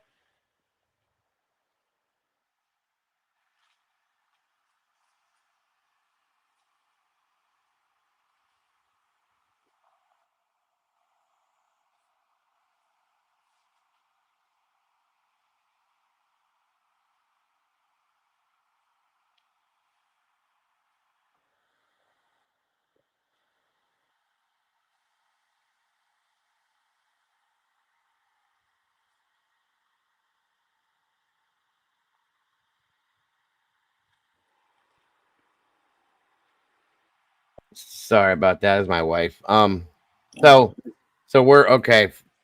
Fayetteville, North Carolina. Miss Sherry, this is kind of your neck of the woods, isn't it? Or are you in the other end of it? Western, Eastern, Central, near Canary. Okay, so I'll say more closer to Raleigh. Raleigh. Uh, but Okay, but Raleigh's like maybe an hour and a half away from Fayetteville. Like absolutely. I said, I'm not really uh familiar with North Carolina, so No, I got you. That's why I was asking Miss Sherry. Wisdom Speaks. She's from this area. okay. Um, and kind of helps to have somebody within our team that knows the areas of what to look for and what not to look for. She said she's close enough. So there we Yeah, of go. course. I appreciate that. Absolutely. Absolutely. Okay. So, other than like walking with a cane or any of that, you said there was no cognitive issues whatsoever that you guys knew of? No, none. No Alzheimer's, dementia, anything like that? Okay. Yeah, nothing like that. He still has all of. I mean, he lives alone and does everything on his own. So Okay. and I mean, he saw his doctor. I mean, when he was supposed to at the VA, so they would have, put all this stuff down if it was some type of cognitive or Yeah. anything going Right. on. Um, Another thing is that they still haven't found his cell phone. So Have they been tracking they that? No luck. yeah. Yeah, so they got warrants for the house, the bank, and the cell phone. And Okay, good. yeah, all three. I mean, the house they said was damn near pristine and looked like he was coming back. Cell phone, we know his last call was to my mother, and the bank hasn't been touched as of the last time I talked to the detective. So, Since the 24th, no bank activity or nothing. Okay. well, yeah, they sat out in front of the bank on the 1st of September because my grandfather, he gets a check in the Wait, beginning of the yeah, month, so they waited to see if any type of people or he would show up to the bank with anybody, but nothing. nothing. That's good point. That was good that they Yeah. did that. Yeah, they're actually doing. I mean, I'm gonna give it to the Bladen County Sheriff Department because they're being very transparent and doing the That's best they awesome. can. Yeah. That's good to hear. Yeah. Um, do you know if he had been put on any new type of medications recently or anything that he hadn't been on before? No, Okay. I don't know that. Yeah. All right. And there's a couple of people that are asking questions that they sound kind of rude, but they are good questions to know with this. Did he have anything like really super valuable that you know of? Did he have good money that he sat on that people may have known about or anything like that you would make somebody interested in him possibly? Yeah, there's some people that my brother and I are suspicious of. The cops spoke to that person.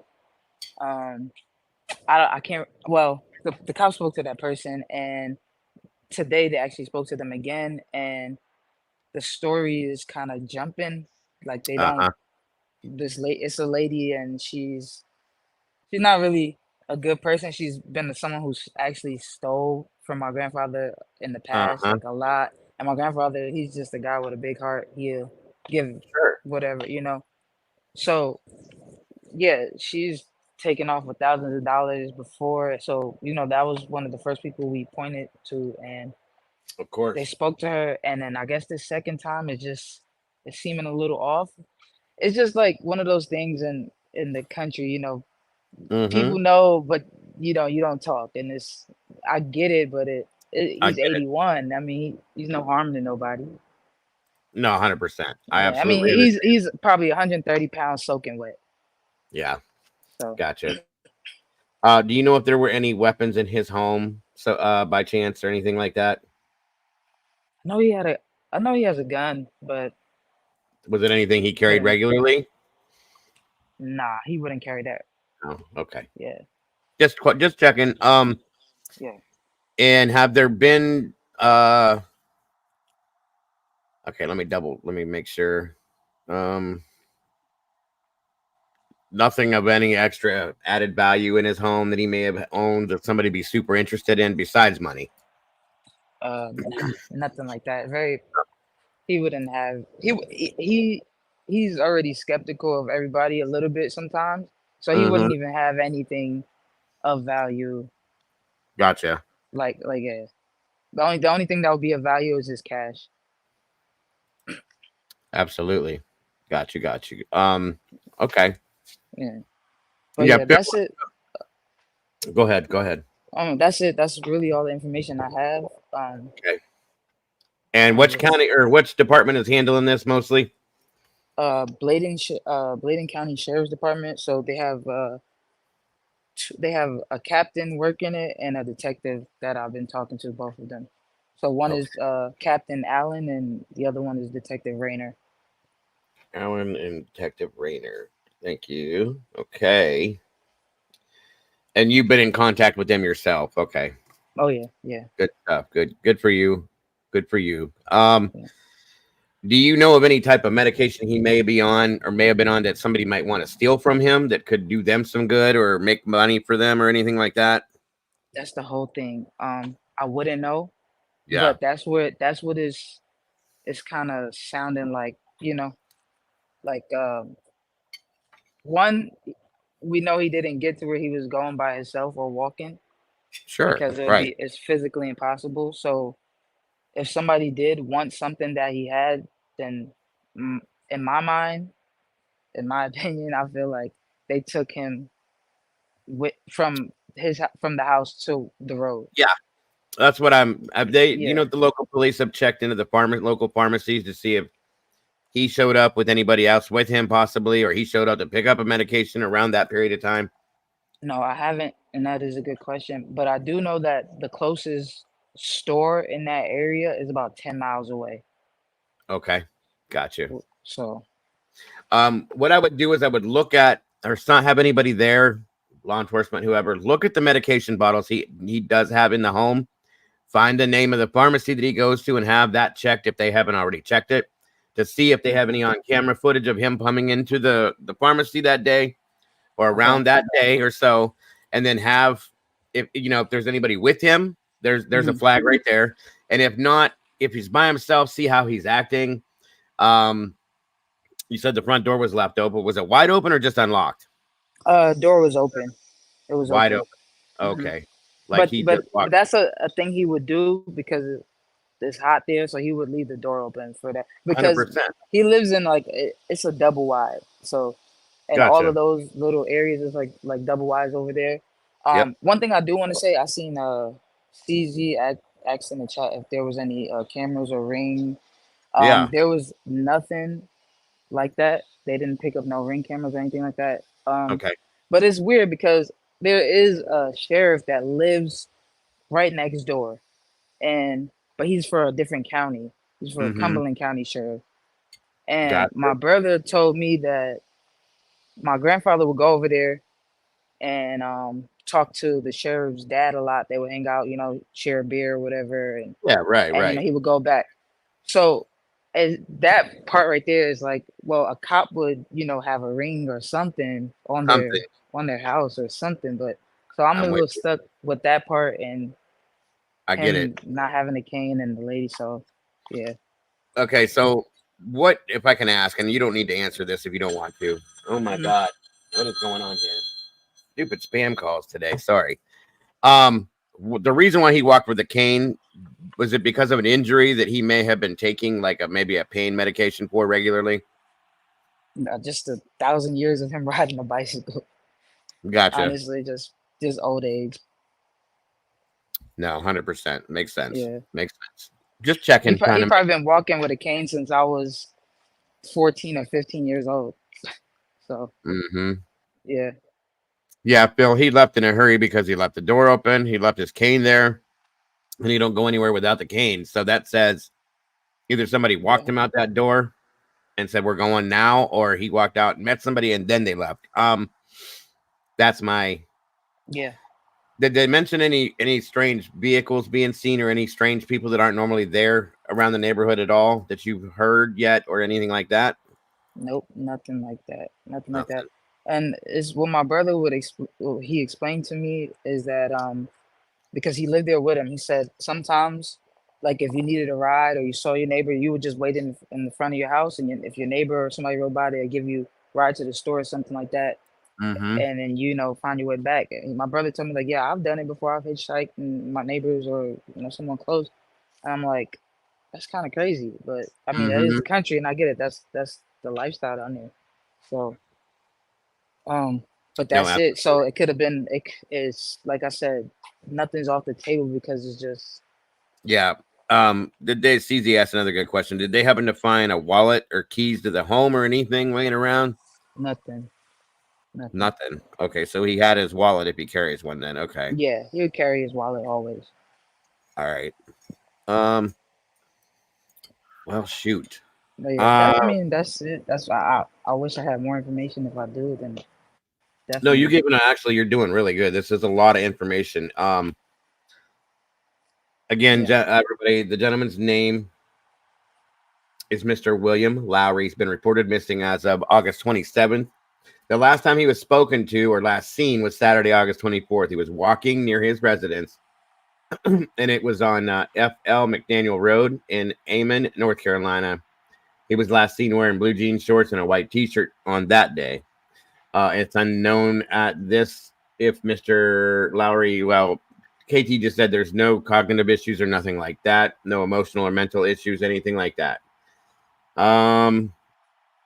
Facebook is not having anything in here as far as updates go or anybody saying anything, so I don't see anything. So we need to put this picture out, and I need everybody to share this everywhere you go. Welcome, Molly. Yeah, I appreciate it. All over your social media accounts. Let me see here. I don't see anything else. There's been no bank activity since the 24th. He receives a check around the 1st of the month. Okay, Social Security or retirement, whatever you call it. There was no activity with that. It is a bit of a sketchy neighborhood, kind of stuff like that. But you did say something that caught my attention is this woman that has stolen in the past thousands of dollars from in the past, and they've already talked to her twice. That's interesting to me. Yeah, they talked to her twice. Yeah, it's interesting to us too. It's funny because honestly, it's also weird, and I don't know. It could be my mind just moving how it moves.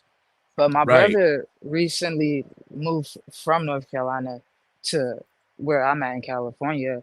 Not Gotcha. maybe 4 weeks, maybe about less than 3 weeks, or maybe 4 weeks, I'll say.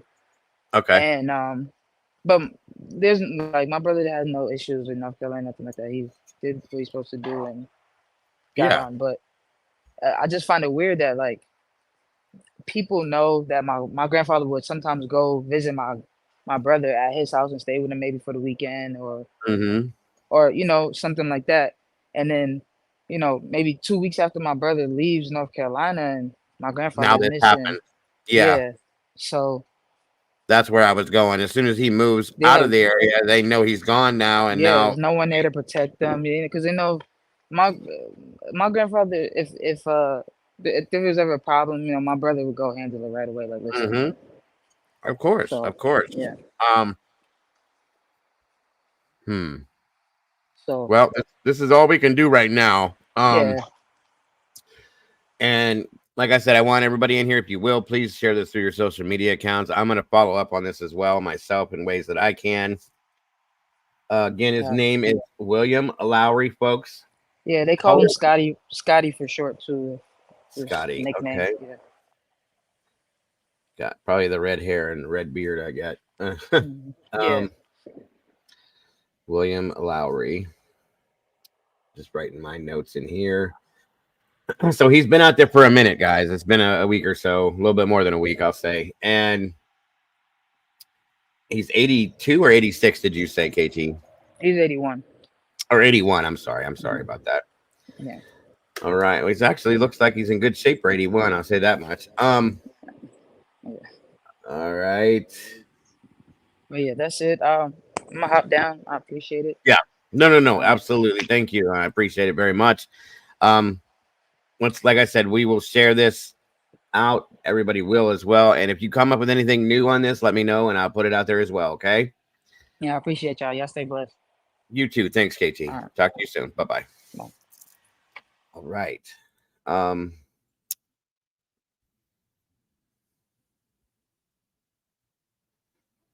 Sorry about that, Phil. I have no control over that one. Let me check in here. No, Mrs. Dash, you're fine. At least from what I could tell. No cameras, nothing like that. It's strange, except for the next door. Okay. He lives next door to a sheriff's deputy. Interesting. Okay. I definitely hope they find him soon. We'll be praying for him for sure. Putting this out again, missing since August 24th. Last time he was seen, reported missing the 27th of August. Mr. William Lowry, this is his face, folks. 81 years old. Walks with a cane, and he doesn't have the cane, so I'm sure if he's walking around, he's walking with a limp, okay? If anybody sees or hears anything or knows of anything at all, please dial 910-862-6960, 910-862-8141. Of course, you can get a hold of me as well, and I can pass something on to KT on top of that, but we want to contact law enforcement first and foremost with anything. And again, like I said, KT, if you get anything new on this, throw it in and throw it at me, and I will definitely put it out there to add to this. Again, Bladen County Sheriff's Office is handling this, and they seem to be doing pretty good so far. Other than that, guys, please keep KT, her family, and William here in your thoughts, your prayers, that he is found safe, brought home, and we can move on as KT's family can move on with what they're doing. So 100%, KT, 100%. You are absolutely welcome. What's this here?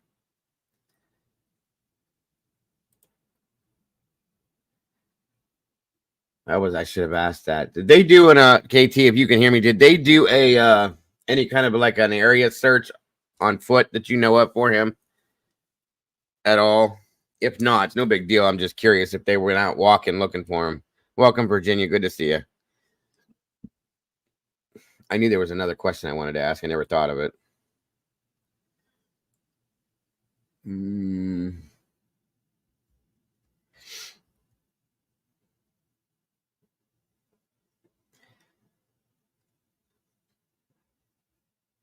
I'm sure they probably searched the general area around the house, but I don't know if you knew they went through the woods, used drones and canines, and nothing. Damn. Okay, so then he's probably with somebody else. Then obviously, this ain't cool at all. Well, just know that we're with you, KT. You're not alone. But we got your back, and we support 100%. Only around the house. Okay. Thank you. Thank you very much. Like I said, we will keep him in our thoughts, prayers. You as well, and the rest of your family, and hope and pray that this is just a misunderstanding of some sorts and that he's found and brought home safe and sound. Again, guys, name is William Lowry. This is him right here. 81 years old, was last seen Saturday, August 24th, walking near his residence on F.L. McDaniel Road in Ammon, North Carolina. Or Ammon, sorry. Mr. Lowry was last seen wearing blue jean shorts and a white t-shirt. It is unknown that at this moment if Mr. Lowry has any mental health problems, which she says he doesn't. There's the two numbers if you have any information on this whatsoever. 910-862-6960 or 910-862-8141. God bless William, and pray to God that we can get this man home to his family where he belongs. All right. And KT said that she would keep us up to date on anything that comes up. So again, thanks KT for that. For sure. We will find him. He will come home soon, KT. Please just pray. That's all. Let me see here real quick. All right, guys, let's move on to this here. We got some updates on some stuff with Mamta Kapabat. And I'm going to play this here from court. Well, maybe, yeah, I'll play this here for first. There's some conversations in here. I'm going to skip through this. We're not going to watch the entire thing in its entirety, but and then we'll get to the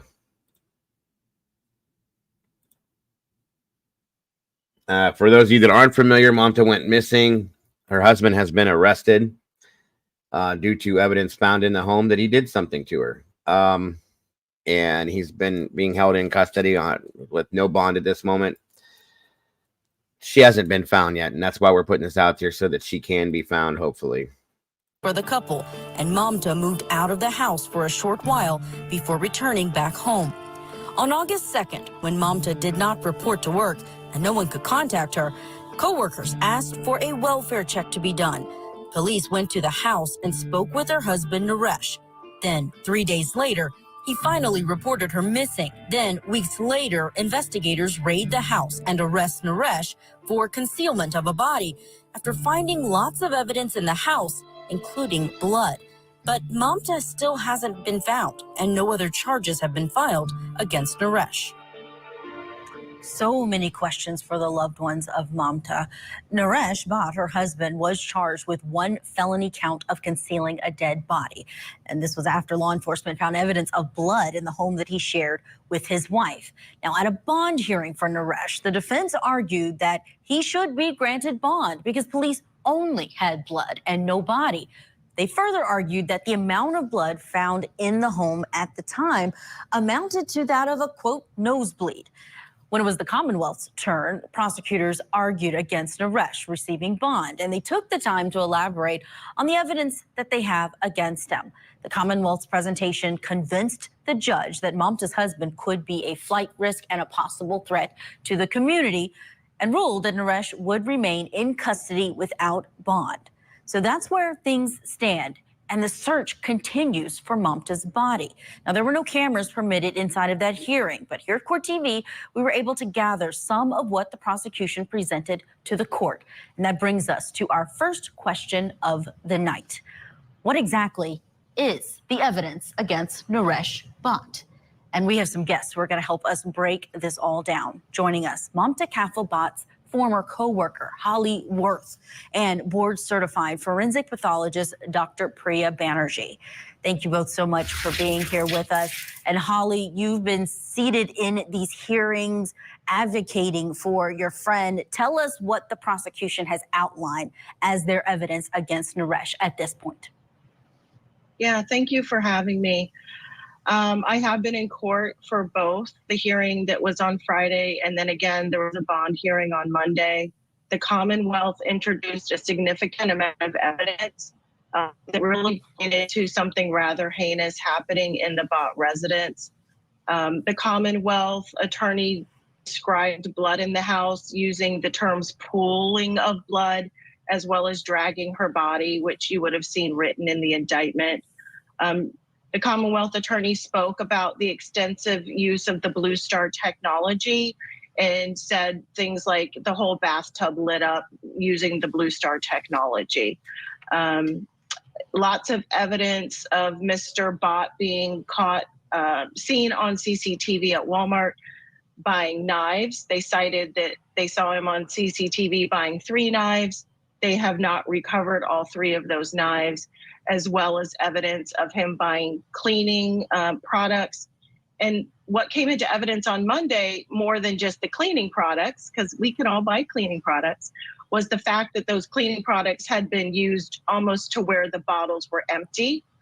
They cited the evidence that the carpet looked like had been cleaned. And when they served the search warrant, almost the entire bottle of carpet cleaner was found empty right at the spot of one of those large blood pooling stains. There's a lot of evidence that we can unpack, and I'm happy to answer any questions about specific things that were testified in both of those hearings.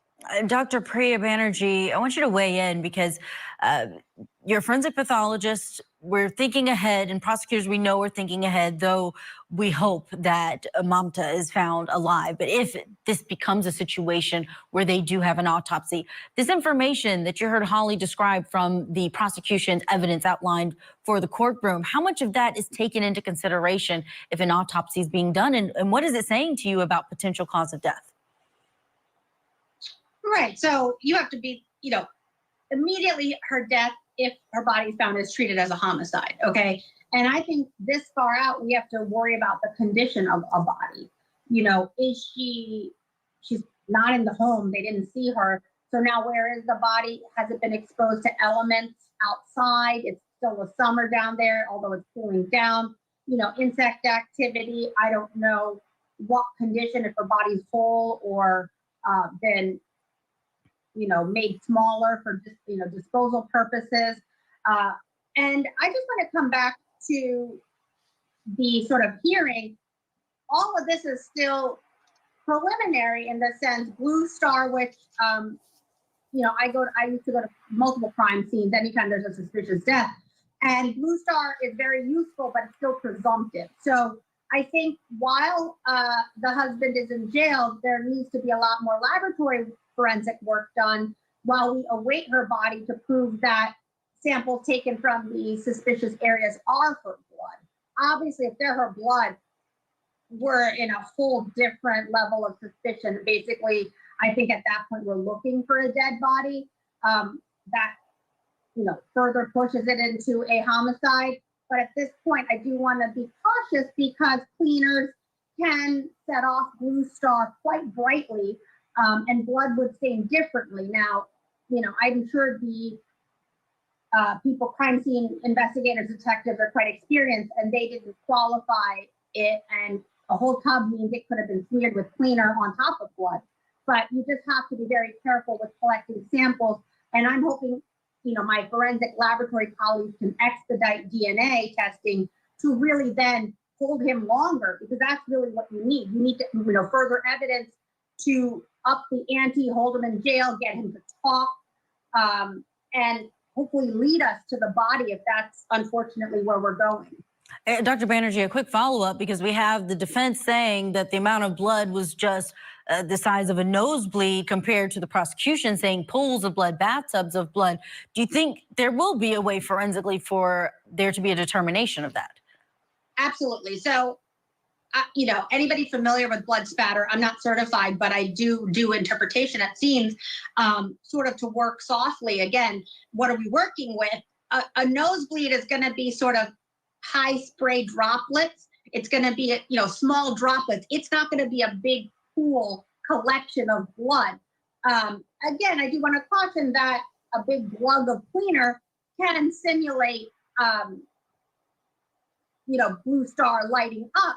But if they're interpreting it as blood, then that's totally inconsistent with a cough or a nosebleed. That's not going to yield. You don't die from a nosebleed. It doesn't pool. It sort of sprays very fine mist, like when you sneeze. So let's use common sense being common. That's inconsistent with that pattern. Yeah, still very early in this investigation. I do want to highlight another bad fact that was presented against Naresh Bhatt. Prosecutors explained that as early as April of 2024, he had used his work laptop to make some peculiar internet searches. Let's take a look.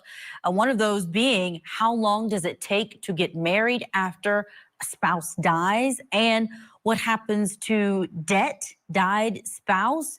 Holly, what was your reaction when you saw those details? I think that was probably the time in the courtroom where everybody took a collective pause.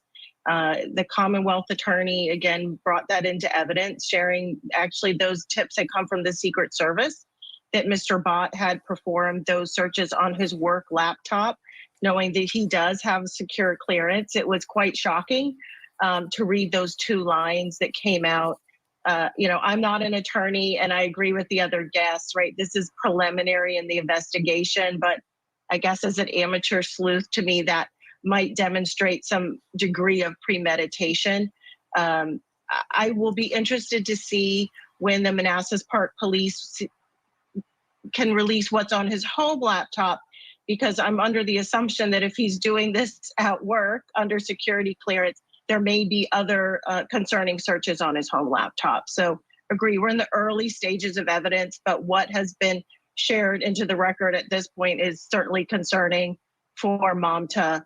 The Commonwealth made the statement that from their estimation, what they saw on the scene at the home showed evidence of wounding that likely Mamta was unable to survive. And that is similarly very, very hard to hear. So difficult to hear. This is a mother of a very young child, a child that her family and friends say there's no way that she would have missed her child's first birthday. And Holly, let me also ask you, we mentioned that you worked with Mamta, but tell me a little bit more about what she was like at work, what kind of job she was doing. Yeah, Mamta and I are both nurses, and I had the pleasure of meeting Mamta very early into her nursing practice in the United States. So as you can imagine, she came in a little bit timid, a little bit shy. As you can see on the screen, there's an army of nurses that are standing together to fight for her. But what I can share with you in my time working with Mamta is her sweet and gentle spirit. Mamta had a very kind heart, kind smile, enjoyed learning, and really found a lot of pride in the way that she made connections with her patients and made them feel better throughout her shift. Being a nurse and coming to the U.S. and getting her nursing license was something that Mamta was very proud of, and rightfully so. She shared with me she'd like to continue her education, maybe go on to be a nurse practitioner.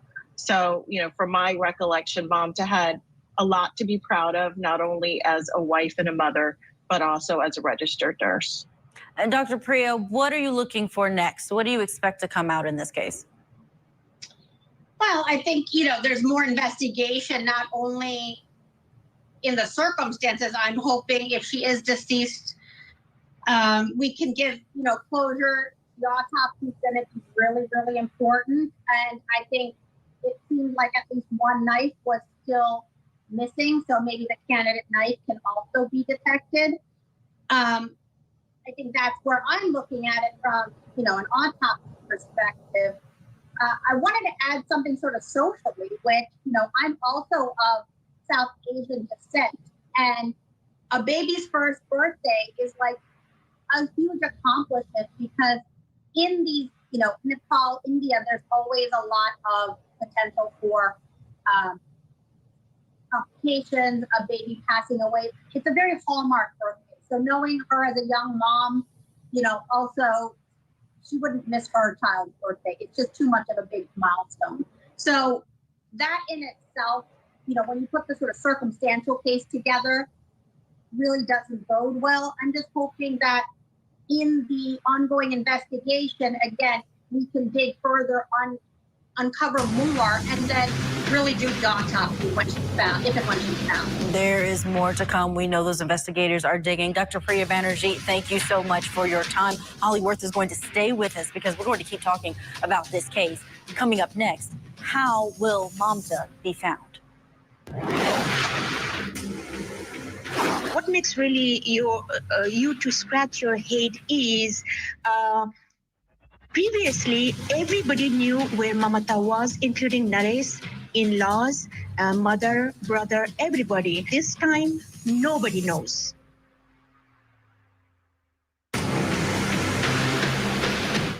Drew me to Court TV was this opportunity to combine the two things that I love. When I was in college, I studied television and radio, and then, of course, went to law school. And when I found out that Court TV was going to give me the opportunity to express myself and to share my love of the law, I was sold immediately. The most important issue, innocence or guilt.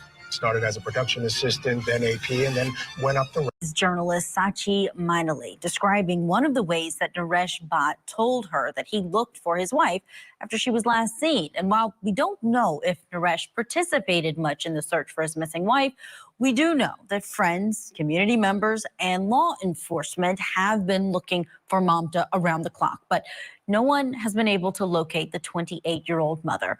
The Bhatt's home, where prosecutors say evidence of blood was found, is located in a cul-de-sac in a Manassas Park, Virginia community. The neighborhood is surrounded by dense wooded areas and a few small bodies of water here and there. And if you look further out, you can see the home's relation to the Potomac River and surrounding cities. So no searchers at this point have been able to find Mamta, but they are looking. But our next question is, where will Mamta be found? And that's what we're going to ask our guests who are with us.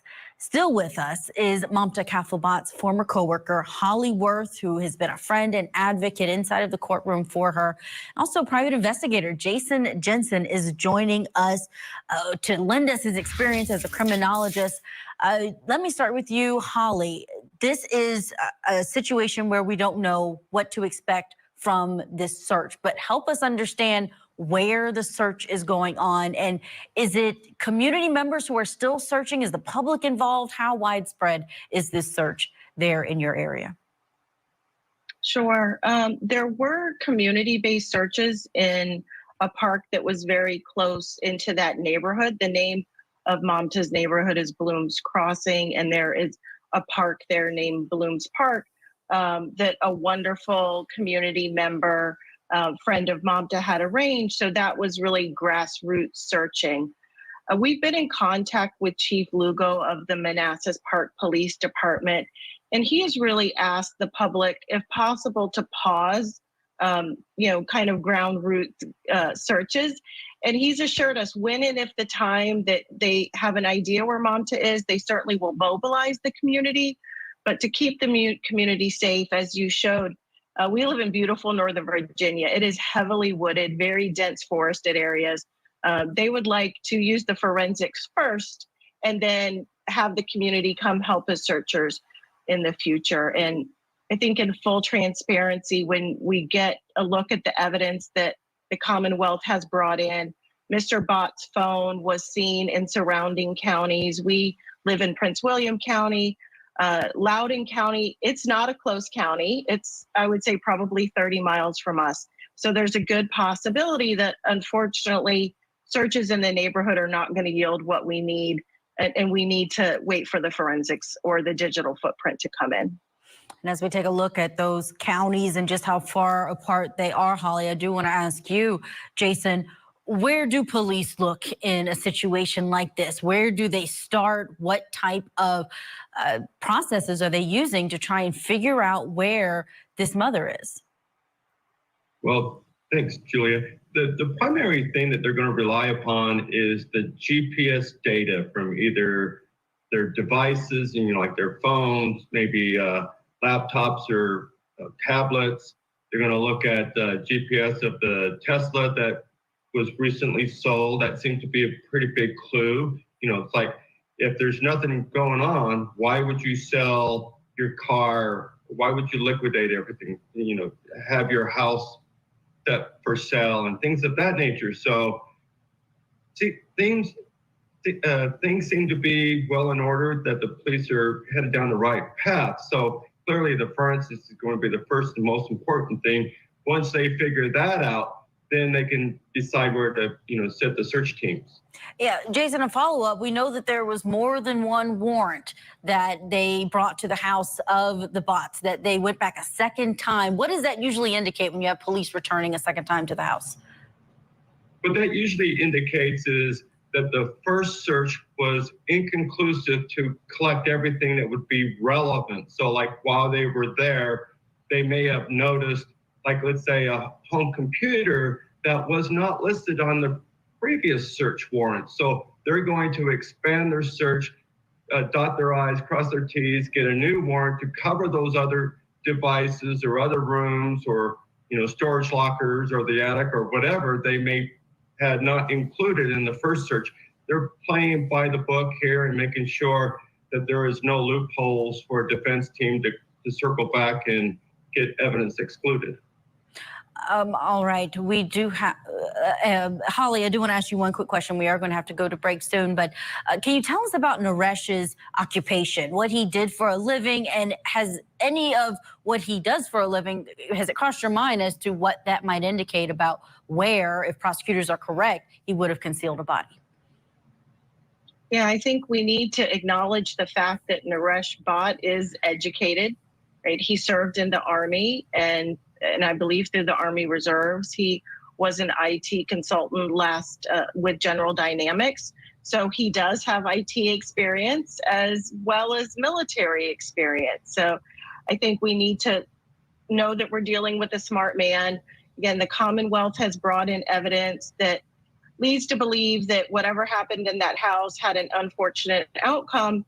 But when looking at Mr. Bott's timeline, he was trying to get as much time as possible to perhaps, conceal the body and alter the scene to make sure that he didn't look like a suspect. And, that to me is evidence of someone who is calculating, who is smart. I've previously described him as crafty, and I think that's what we are seeing. And more will be ahead in this case as investigators search for her body. Holly Worth and Jason Jensen, thanks so much for being on with us today. I'm Julia Janae, filling in for Vinnie Politan here at Vinnie Politan Investigates. We will keep digging for answers as the investigation continues.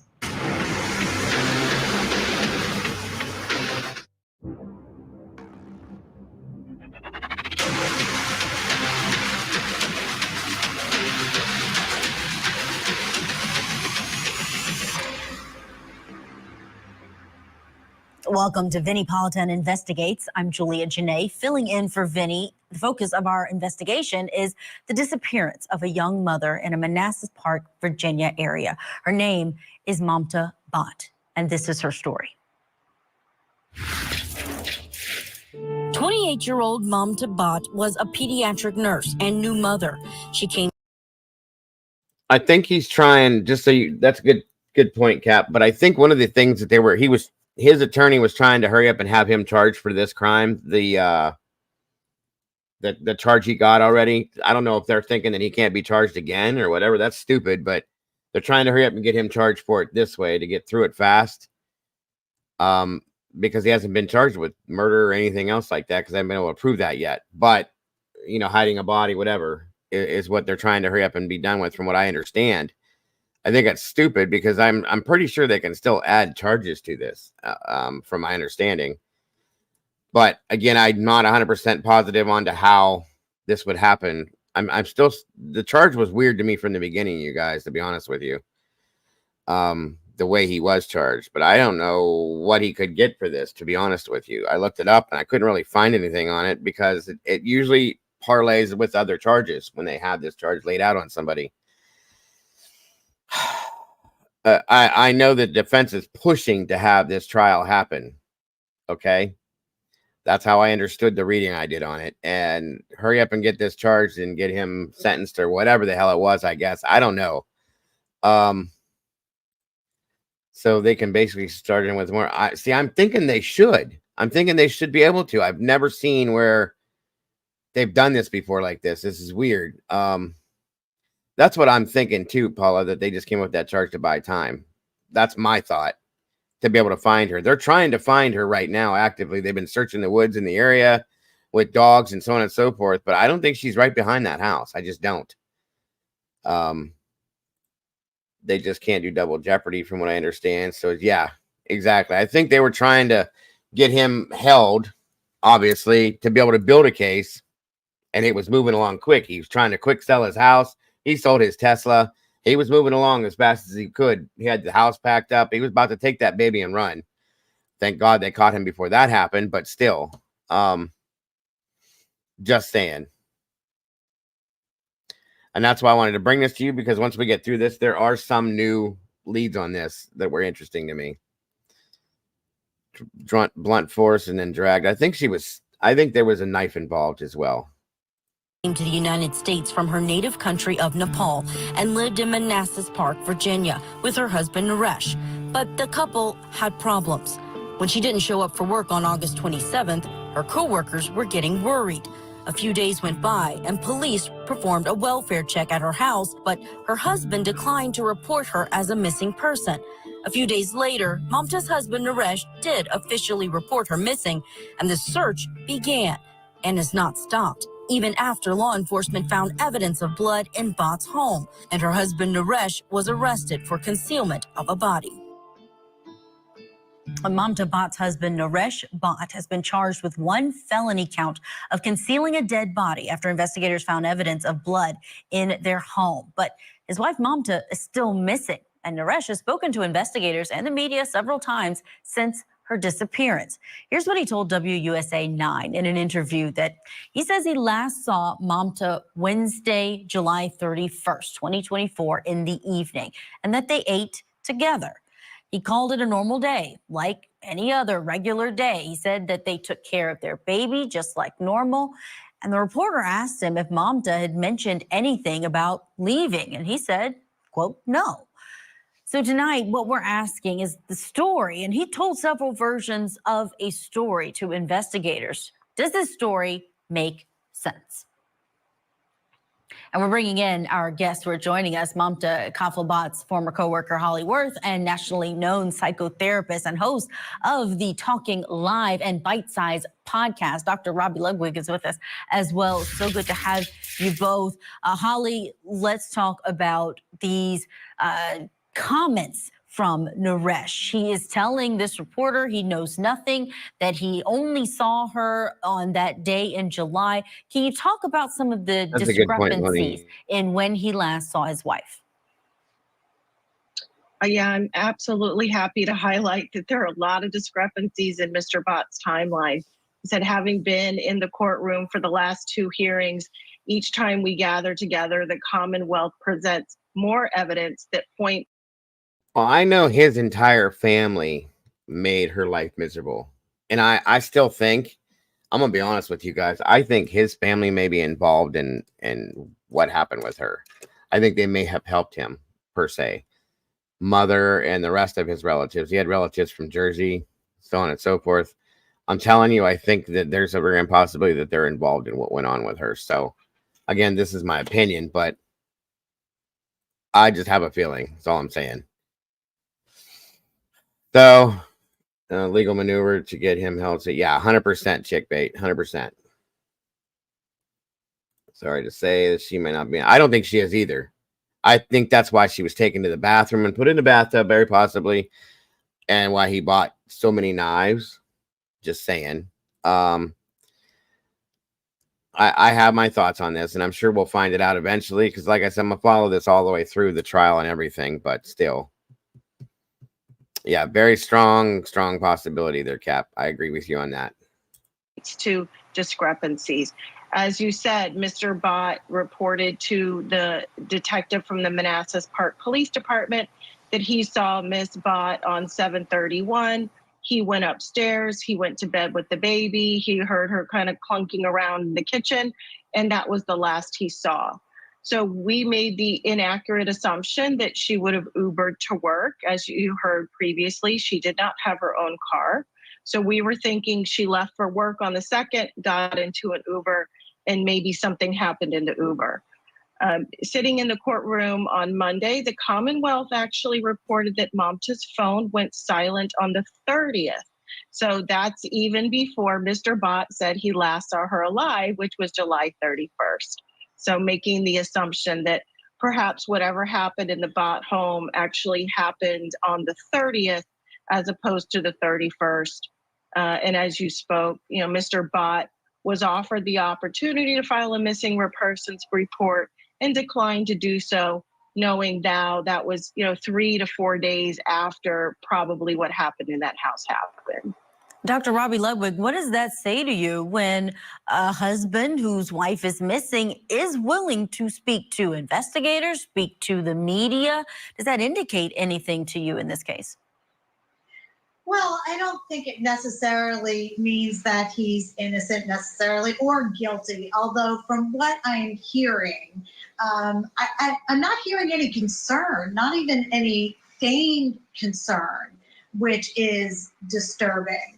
And, a lot of people feel like if they've committed allegedly a crime that they can convince others, including investigators or the media, of their innocence. So, we've seen many killers, very homicidal husbands talk to the media and thinking they were doing a good job of doing a cover-up when in fact that wasn't the case. Let's look at some more of what investigators, prosecutors, and the community, friends and family like Holly have been just paying attention to as far as what has come from Naresh Bott. Now, prosecutors say as early as April of 2024, he used his work laptop to make some peculiar internet searches like this one. How long does it take to get married after a spouse dies? And what happens to debt if a spouse dies?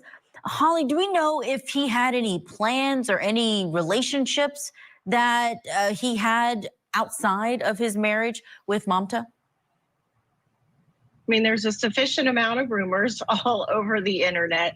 I believe 2 out of 3 have been recovered. Yes, guys. Welcome, Smitten. Good to see you today. Thank you for joining us. Yeah, 2 out of 3 had been recovered from my understanding. And yes, the Google searches were crazy. Take care, Michael. Thank you for joining us today, sir. Hope you have a wonderful day. Hope to see you again soon, brother. Certainly can't comment on anything that's come out, evidentiary. But, there's a lot of people that have a lot of opinions on social media. The fact of the matter that we do know the Commonwealth did introduce into evidence that Manassas Park Police were called to the Bott home in February of 2024 for for what they described as disorderly conduct. They reported Miss Bott said that Mr. Bott had destroyed her cell phone and wouldn't give her her passport or green card. So there was clearly a pattern of some friction going on as early as February. Dr. Robbie, weigh in on that friction, but not only that, but these searches that he was making in April, and it's the beginning of August that we are now learning about the missing persons report of Mamta Bott. Well, so there was talk about the searches he was doing, and he's looking at this scenario in April, like 5 months ahead of time. So this whole thing is premeditated, in my opinion, because he couldn't let her leave him. This is my opinion. It would have looked bad on him. It would have been disrespectful, and it would have made him look like a failure. And that's not something he was ready to handle per se, because he's abusive and he's an idiot. She wasn't putting up with it anymore and tried to get away. She was already gone once and came back. I'm sure he guilted her into that somehow and threatened her with the baby. There was a post I showed you guys before where he threatened to basically give the baby away if she didn't come home right now because he wasn't going to watch the baby. It's ridiculous. Just ignorance. Agreed, chick. Agreed. Total and complete motive, in my opinion, because he didn't want to look like a fool. There was no honor in that, because you can't make a relationship work. Come on. And here's the thing: is the whole marriage was arranged to begin with. I can't see that being successful. I'm sorry. I don't believe in that kind of stuff at all.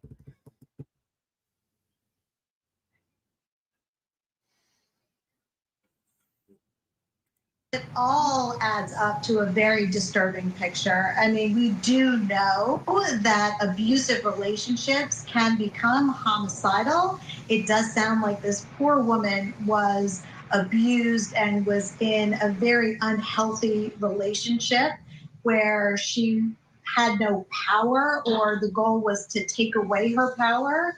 And her husband, at the very least, liked the idea of her being dead and almost was planning for it. So these two realities do not lead up to a good sign for the husband being innocent. And of course, more information needs to be discovered, but it makes sense that he was abusive. He wasn't a good husband. He was volatile, violent, wanted to take away her independence, and then was curious about what would happen after her death. So, the signs are not good. What does that tell you about this dynamic in the home when Holly explained that incident that happened? But Dr. Ludwig, I wanted to ask you about him taking her green card, taking her passport in this incident, and really not letting her use her phone in that situation. What does that say to you about the dynamics in this home? Well, it sounds like she was held captive. And also, this woman, as intelligent as she was, probably was a bit naive and maybe thought she was, marrying a good guy who wanted to be a husband and a father. And what he turned out to be was something very different. And so abusive men like him can turn a household into a dangerous prison. And that's not even mentioning the emotional abuse that was probably going on. But this woman was imprisoned in her own home.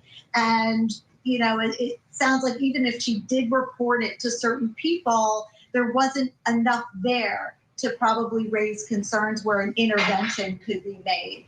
But it's just a very, very sad situation because this woman was being tortured prior to her death. So there's another red flag here for people who are following the story, these family members who are concerned and friends. He did not initially call police to say she's missing. What happened was her coworkers said she's not showing up for work. This is strange. So there was a wellness check. And another piece of Naresh's story is what police were told by Naresh when they knocked on the door to do that wellness check on August 2nd. Now, prosecutors say he told police this, that he saw Mamta on July 31st, that she was visiting family in New York and Texas. They were separating, and it was not unusual for her to leave. Prosecutors also described a previous incident where Manassas Park police officers responded to the Bott's home.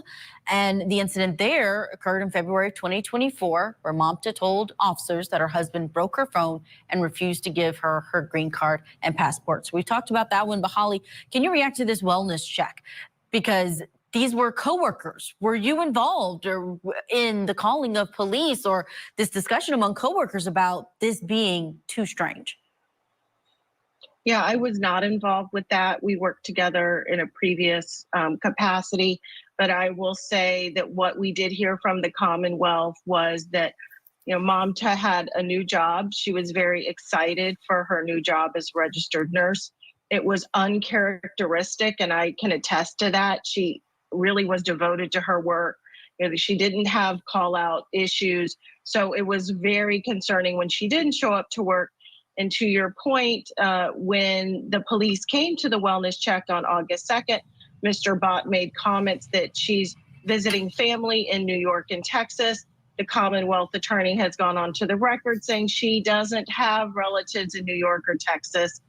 She is the only person from her immediate family in the United States. So from that, Mr. Bott was already fabricating this trail of this mixed up timeline to not get police to really start taking a hard look at him. Dr. Ludwig, please weigh in on that. We've got this wellness check, this husband that's saying, oh, there are these different places that she might be. Plus, we were separating, but it seems like not many other people knew about this separation. Yeah, I mean, I see, we see the husband, he is lying, he is covering up, and there doesn't seem to be a concern, even if there is a separation.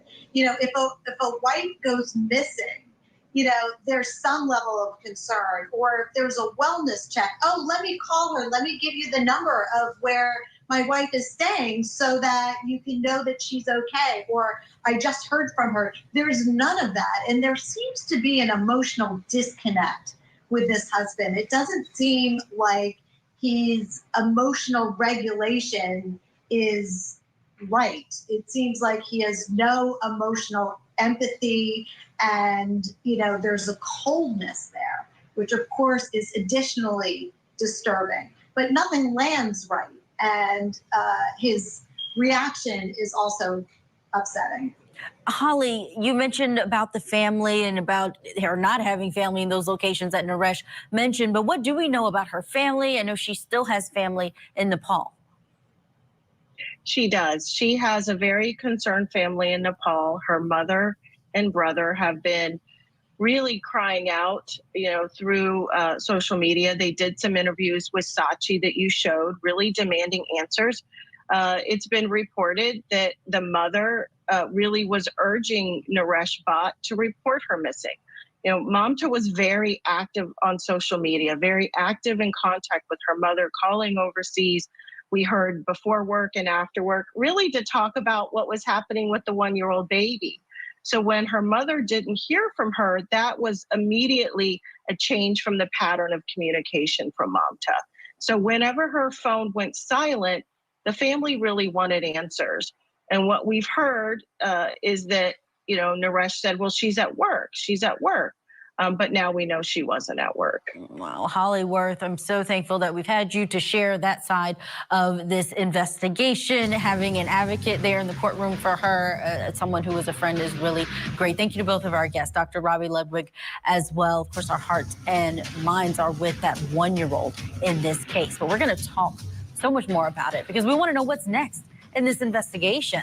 Let's take a look back at what we know. Naresh reported on 5th of August after being pressured by Mamta's family and her cousin who lives in New York. He didn't report by himself.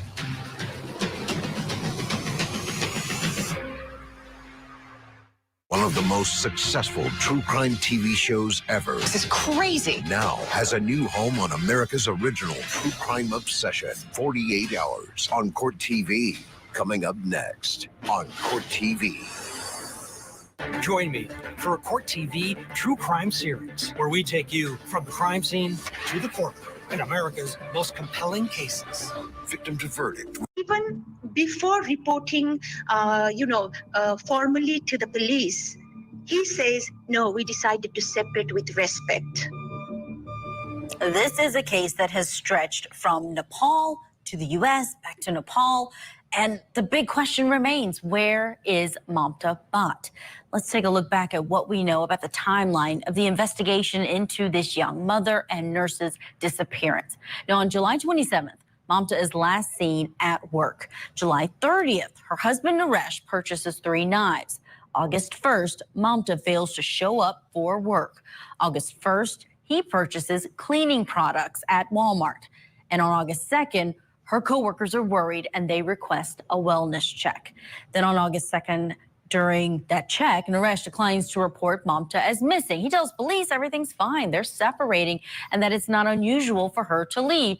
He also mentions that she is visiting family in Texas and New York. Then, a few days later, August 5th, Naresh Bhatt contacts the authorities to report his wife missing. August 6th, detectives go to the home. They report that clothes, passport, and green card are missing. August 8th, police say that Mamta is involuntarily missing. Things are ramping up in the investigation. August 19th, husband Naresh sells his Tesla car.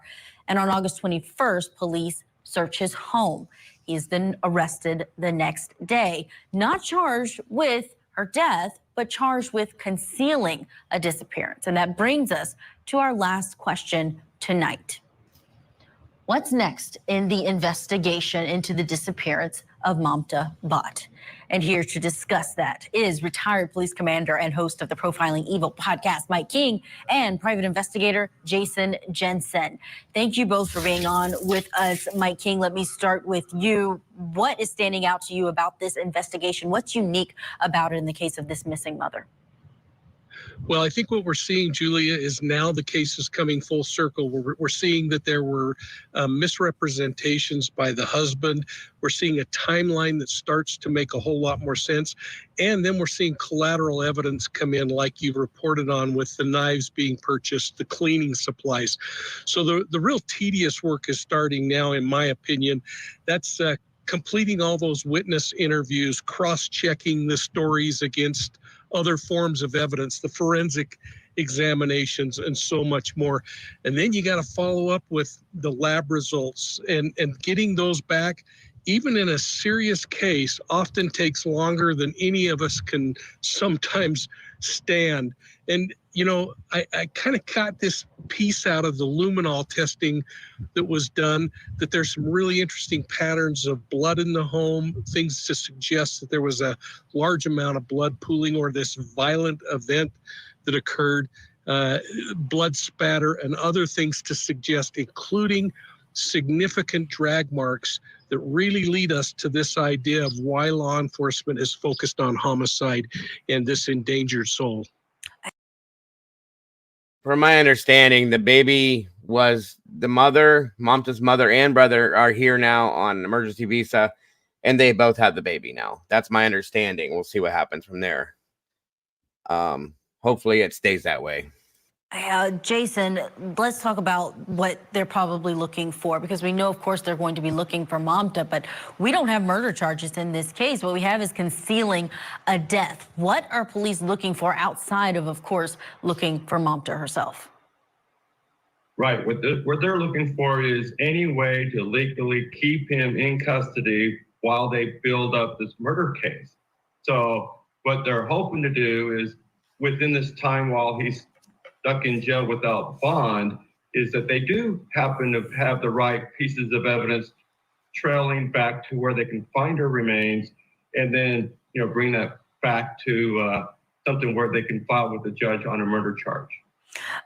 Mike, do you think that they are looking in certain places based on what his occupation is? We understand that he is someone who's in IT, but also has a background in being a contract worker, but also Army Reserve in his history. Any thoughts as to what may be in the minds of investigators? Yeah, absolutely. I mean, you've got to go into the personality of the people that you're looking at as possible suspects or responsible parties for this. We also know that there's some phone forensics that places her phone near a body of water there in Loudoun County. They've got to consider the fact that they might need a specialty diver team to do some additional work in areas where they think, and again, pinging a phone in some of these rural areas is really difficult, and that's going to be tough to figure out where, but bringing cadaver dogs in to do searches. But the idea is if there's this massive amount of trauma that occurred inside the home and the possibility that she could have been dissected, which is just a terrible thing to think about, they've got to look up multiple crime scenes. So we not only have the place where this thing occurs, the crime scene, the murder scene, but then we have disposal sites. And those disposal sites could be many when you're talking about a case like this. So it really boils down to digital forensics off the vehicle, off mobile devices, and then any CCTV footage they can pick up or anything along the lines about his background and where he likes to go. Because sometimes these predators like to go back and visit and kind of vicariously roll in the dirt again when they go back and see a place. And Jason Jensen, we know that the prosecution says he was at Walmart the day of her disappearance buying carpet cleaner, Clorox wipes, and tree-shaped air fresheners. What does that tell you about potentially what happened inside of that home? Clearly, what that indicates to me. Now, what I'm curious about is if you're buying air fresheners, that means that you're going to be either she was deceased in the home for a period of time, or you're going to be transporting her and you don't want that smell in the vehicle, or she's being put somewhere where it could cause smell and that's trying to distract from that smell from there. That's what the air freshener thing told me. That was not good. I'll just put it that way. To me is that he, had a violent act with her. Basically, she was killed there and most likely dismembered in the tub. And now he's got to go through the painstaking process of restoring the residence in a manner where it doesn't look like there was a violent crime. Wow, it's chilling to think about, but at the same time, investigators have to go there in order to figure out what happened. Again, he's behind bars. He was denied bond, but we will continue to be following this story. Mike King and Jason Jensen, thank you so much for sharing your analysis with us. Have a good night. We are out of time. I'm Julia Janae, filling in for Vinnie Politan. This is Vinnie Politan Investigates as we look into the case of Mamta Bot. If you know anything, let the All right, so there was that. I just kind of wanted to give you guys a little bit of a roundabout what everybody's looking at, what everybody's thinking, what's going on. That's a good point, Victoria. I would imagine they probably did. I do know that, it doesn't never will mask that, but he's not real smart, obviously. That's probably what he was thinking. Hey, Mama Bear, good to see you. So there's that, but let me give you guys some of the newer stuff now.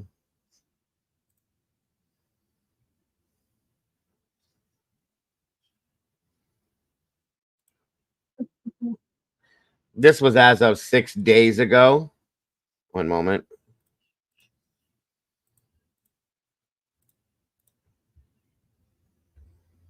Hey, Boggles, what's happening? I want to know how he did this with people who rented the basement that could be possibly out of bound. I was wondering if that was his own family, though. That's what I was wondering, mind Boggles. But that's a good question. That's a very good question. Nobody's ever going to forget you, Mama Bear. Of course, if you're home and you're comfortable, you're welcome to join me. If you're tired, I understand. For the missing Manassas Park mother Mamta Koppelbot. Wanted to show you video from Sky 9. It shows police conducting a search about 3 hours ago in a wooded area near Old Manassas Christian School. That's just a 3-minute drive from Mamta's home. Thank you for joining us this afternoon. I'm Simone D'Alba. Manassas Park police say they have rescue teams also looking at Camp Carondelet and a portion of Blooms Park. At the same time, Mamta's husband, who police believe killed his wife, was back in Prince William County Court today. Rafael Sanchez Cruz is live in Manassas Park. And Rafa, you were in the courtroom. Walk us through what happened today. And also, we are just hearing that more law enforcement has showed up to the scene. Yeah, Simone. Well, today, Chick, he sold the Tesla, but they did get their hands on the Tesla and they have searched it, from my understanding, and scanned it for every bit of what they could. So hopefully, if they found anything in that, that'll tell them something. I'm just saying. I haven't heard anything about that since, but we'll see. a Prince William County judge granted a speedy trial for Naresh Bhatt, which means he needs to be tried within 5 months. But tonight, See, he's trying to get that defense is trying to get that him charged and out of there like ASAP, which I think is ridiculous because truly I could be wrong. I wish somebody could correct me if they can, because I didn't get there. I looked for it, but I couldn't find it. I think he can still be charged with murder if they figure out how and what and where it happened. You know what I'm saying? I think he still can be. So I don't know. we still don't have a date for that said trial. So today in court, Naresh's public defender waived his right to a grand jury in an effort to get this case before a jury sooner. The 37-year-old is facing a single felony count for concealing a dead body, but throughout proceedings, the defense has argued that the Prince William County Commonwealth's Attorney's Office is missing the primary evidence in this case, Mamta's body. Now, the defense wants to start the trial sometime in December or early January, but prosecutors want more time and have requested a late January or early February date. After a long back and forth, they failed to come to an agreement, which means they'll be back in court with Naresh Bhatt on September 16th. Mamta's loved ones say searches like the ones being conducted today are giving them hope that they'll get some justice. I have no doubt that the Commonwealth is putting together a very strong case. I think, there's a wealth of evidence that's already been collected by Prince William, through the crime lab, Manassas Park Police Department. They're processing that evidence. It's going to take time.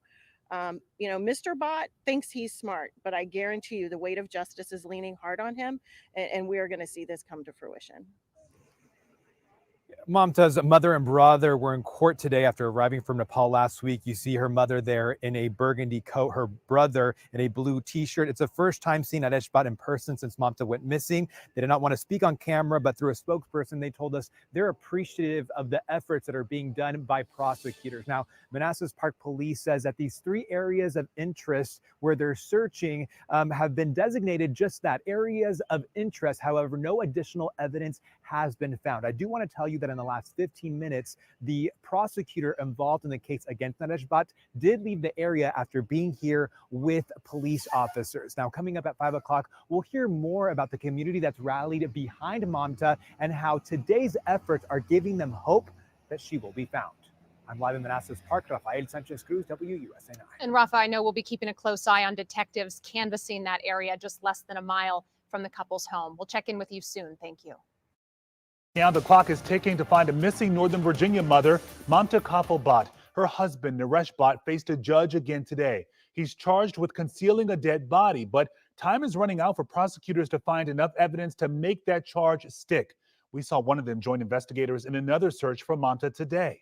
And tonight, we're getting answers about this case from the Manassas Park Police Chief. He spoke exclusively with our Katie Lusso today. And Katie, what is he telling you? Yeah, so I was able to talk to Chief Mario Lugo, the Manassas Park Police Chief, less than an hour after the searches wrapped up. Tonight, here's what he told me. We conducted searches today. We started Manassas Christian. We went to Blooms Park and went to another wooded area behind their residence. They didn't locate any evidence.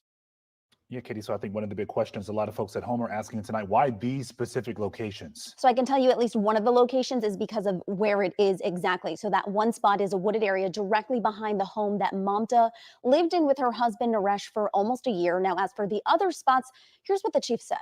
Anything specific that triggered today's locations? So we continue to get leads and tips from people, but also the records that we requested and subpoena for are starting to come in. So now we're, following those tracks and figuring out where to search next, if that's possible. And when he says records, he's talking about things like Naresh's car, as well as Naresh and Mamta's phones. Now, he told me tonight that we're going to start seeing a lot more of these searches happening, especially as they continue to get more of these leads. Yeah, and we know Friday they were searching another area. Did they find anything of significance? So he said yes to me tonight. He Okay. wouldn't specify exactly what. He said it's all being sent to a lab to verify if it is in fact connected. But tonight I also asked him more directly about Mamta. Have you found anything that leads you to believe that Mamta may still be alive? I don't believe Monta's still alive. There's no evidence that proves that yet. So, but obviously we're still searching. And you haven't found her? We have not located her. Now, we know the community has been so involved through this entire process, and the chief says he hopes that continues. Be patient. I understand it's hard. Keep her in the press, keep her, her alive, the pictures going and the flyers, and letting people know that she matters, and that we're going to all continue to search for her. So as I mentioned before, the chief said we're going to see a lot more of these searches happening. And of course, we'll continue to follow them as we get word that they are in fact happening. Yeah, a lot of folks are waiting for so many answers. Katie, thank you. And yeah, WUSA Now is the first station to draw attention to this story. We've made it easy to catch up on all that has happened since Manta disappeared. Use your phone to scan this QR code on your screen. If you're doing it right now, a link should pop up. That will take you to our complete coverage of this missing mother and the tireless search for answers in her disappearance. We've got an update now in a case so many of you are following. We're talking about the disappearance of Manta Koffel-Bott. The Manassas Park Police Department is asking anyone who may have had contact with Mamta's husband to come forward. And they say tips from the community have already made a difference. Specifically, they want to know about people who might have been in touch with him between July 28th and August 5th. Now, Naresh Bhatt is charged with concealing a body in connection with Mamta's disappearance. Naresh is due back in court Thursday. Now, Mamta, by the way, has not been seen or heard from since the end of July. The police chief tells us he does not believe she is alive. I wondered that too. Did any of the neighbors see or hear anything? Because the houses are kind of close together. Did they see something? Did they see him going in and out of the house carrying bags or any type of a tarp or something? You know what I'm saying? Something had to have been seen or heard. I'm just telling you. Like, that's driving me nuts. Like, where the hell could he have put her? It's crazy. They have not been getting along. This was a prearranged marriage. It didn't work. They were trying to separate. She was trying to leave him. She had left him once. I think he guilted her back, threatening her with the baby or something like that. She came back. She was asking for help in the public eye, out on social media. What can I do to do this? And excuse me. Basically, she was leaving him. I think the motive is that he was embarrassed. He would have looked like a fool if she would have left him. End of story. And he was angry and didn't want to look like a fool, so he killed her. End of story. That's my opinion. Just saying, Terry.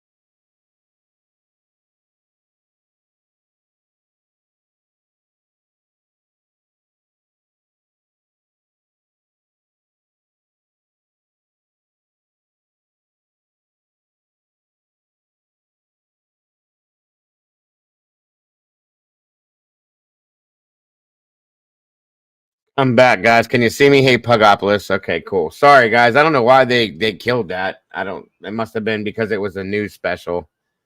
Hold on.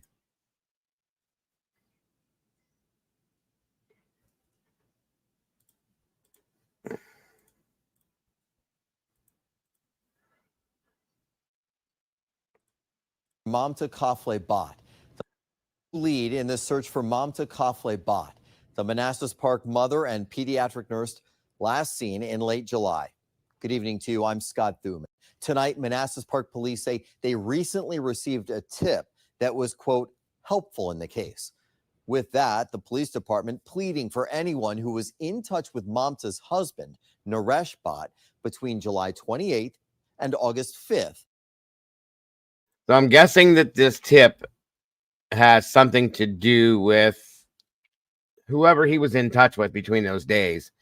And it leads back to what they got a tip on. So that may help them find her, I'm thinking. So that's, again, let me see here.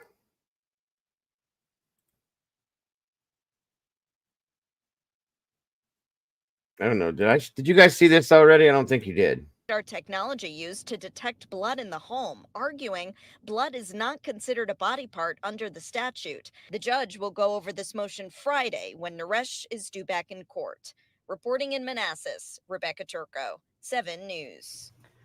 And do not miss an update from our reporters in this case. Scan the QR code that's on your screen to go directly to a special playlist.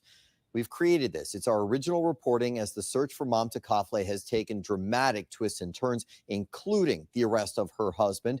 We'll continue to update this playlist with today's reporting and any upcoming developments in court. All right.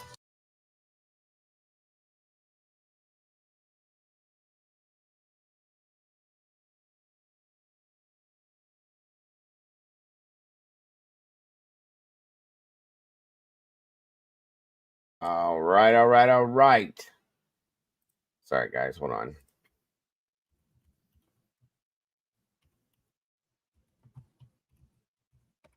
I'm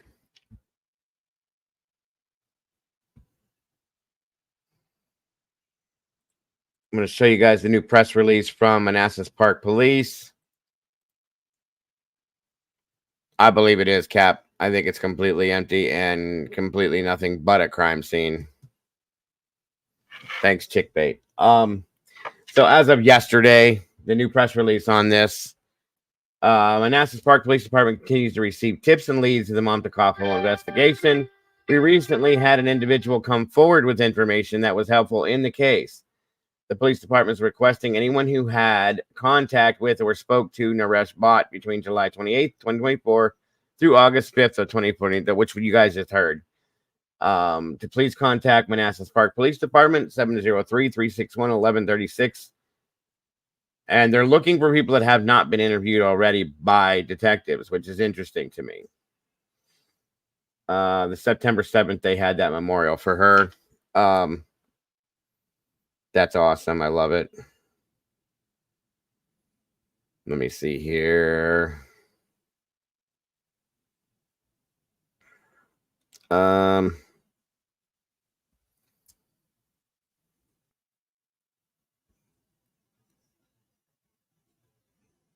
I guess her brother and her mother will be seen again in court here relatively soon.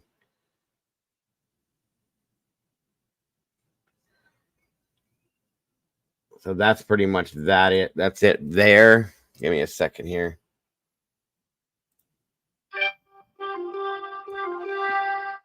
One second, everybody.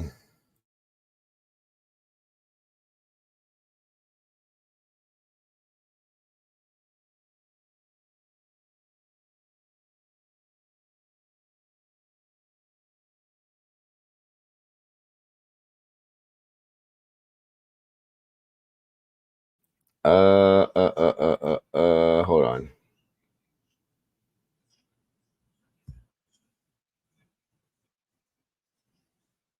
Where are we at here?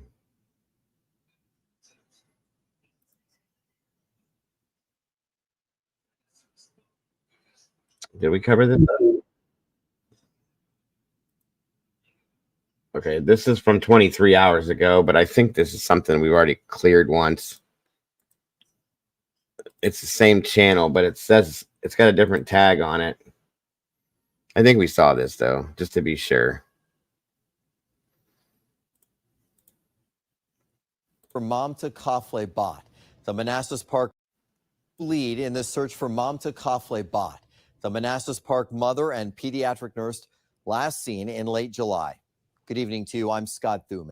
Tonight, Manassas Park police say they recently received a tip that was, quote, helpful in the case. With that, the police department pleading for anyone who was in touch with Mamta's husband, Naresh, Yeah, we saw that. between July 28th and August. I think this is a news piece that was overlapped with another piece, and it's just a replay. This part's a replay, but there's another piece added to this.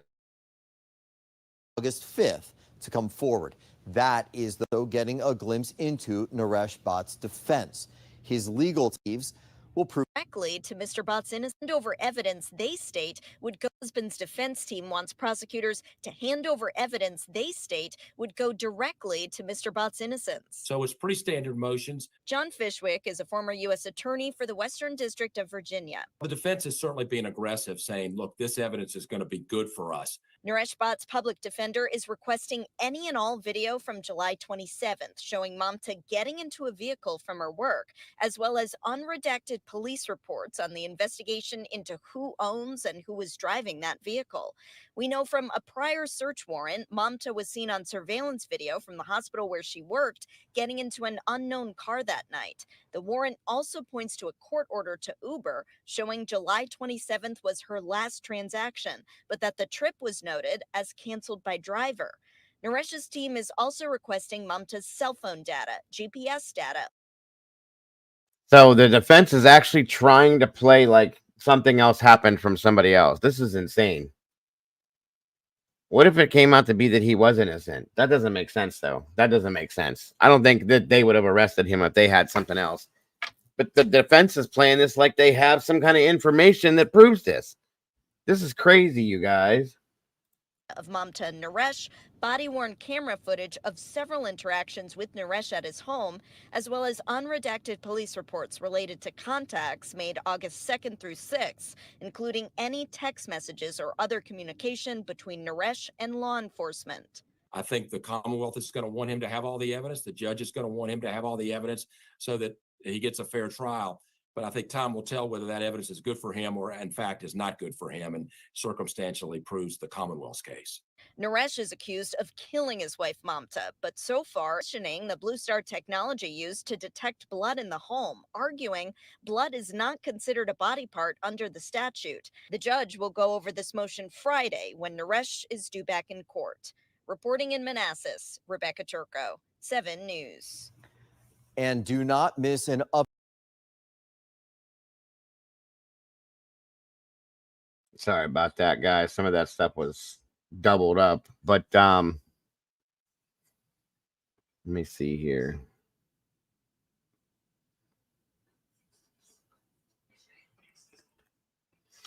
I think that's about it as far as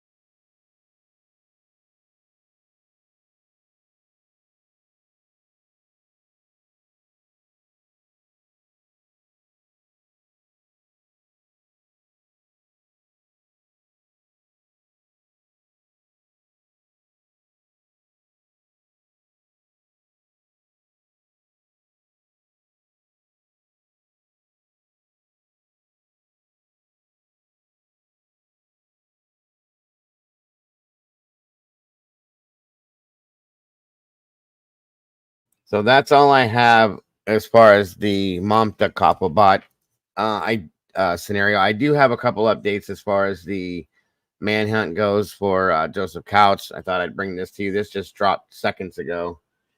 Well, minutes ago. I'm sorry, like a half hour ago. And I thought you guys should see this as well if you haven't seen it already.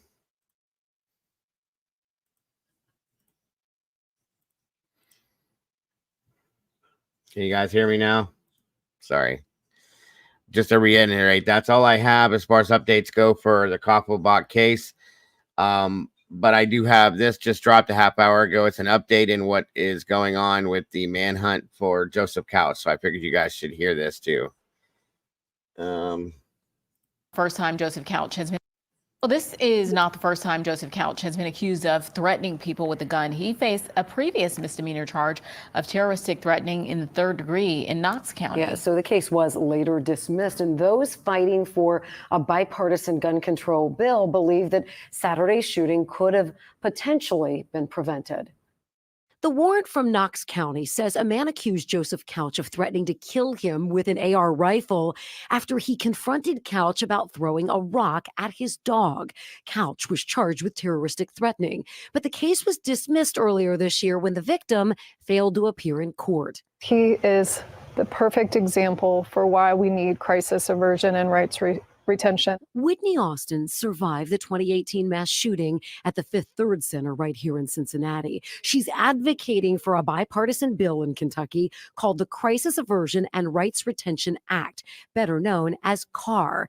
It allows for the temporary transfer of firearms away from people on the brink of crisis. She says if CAR had been enacted, law enforcement could have taken this information of a threat to a judge for a civil order. And if the judge determines that we do have enough evidence this person is at imminent risk, then the order is issued. The Laurel County Sheriff's Office says Couch legally purchased the AR-15 used on Saturday, hours before he opened fire on 75. Whitney Austin adds, under a CAR order, a person can't purchase a new firearm. When he would have showed up Saturday morning to purchase that firearm, he would have been on the no purchase list and he would have been denied. According to an affidavit, Couch sent a text message before the shootings along 75 saying, "I'm going to kill a lot of people. Well, at least try." In a separate text, Couch saying, "I'll kill myself afterwards." And so when you think about this person, he was clearly going through a mental health crisis and has been for some time, whether it's the reports that we receive from his family, the information we receive tied back to the charge. By the way, we should point out Kentucky does ban people with felony convictions from having guns. Whitney Austin says they will reintroduce CAR during the 2025 legislative session.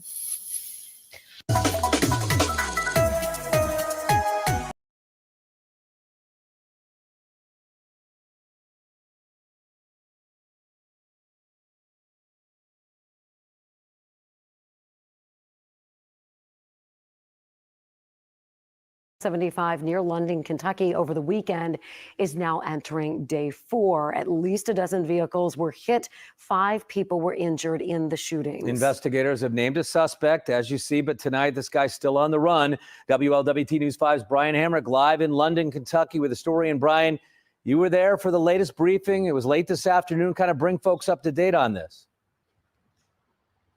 Yeah, well, Mike, more than 72 hours of what investigators. Sorry, guys. This pulled up the wrong one. This is from yesterday. My apologies. My apologies. My apologies.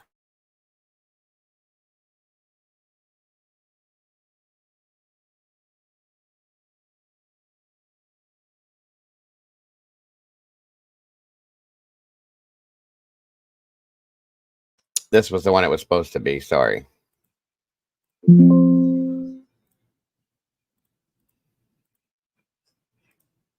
They weren't in order like they were supposed to be. An update on the search for a man suspected of opening fire on a busy Kentucky interstate on Saturday. For more than 4 days now, police have been combing through jungle-like terrain in search of Joseph Couch. Now, the reward for information leading to his capture now at $35,000. $100,000. Right now, the U.S. Forest Service is closing the Trace National Recreation Trail. During the search, investigators say at this point, they don't know if he is dead or alive. However, the uncertainty has prompted schools, businesses, even some churches to close their doors. We were far enough away. I will tell you this, we were extra vigilant on security and making sure that the place was safe, and locked a few extra doors and had a few extra guys in places to make sure we were keeping an eye on things. So this is right here in my little town of London, Kentucky. We've got an active shooter and concerned that he might, he could drive by my house. I don't know. Authorities say that it's up to each school to make a decision on whether to cancel classes out of precaution. And law enforcement officials encourage the community to continue coming forward with any tips that may be helpful.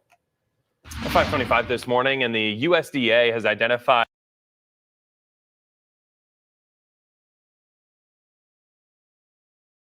So there's that, guys. Have a good night, Mark and Betty. Thank you so much for showing up. Appreciate you very much. And I hope you have a great night, rest of your night. I know it's late where you're at now. So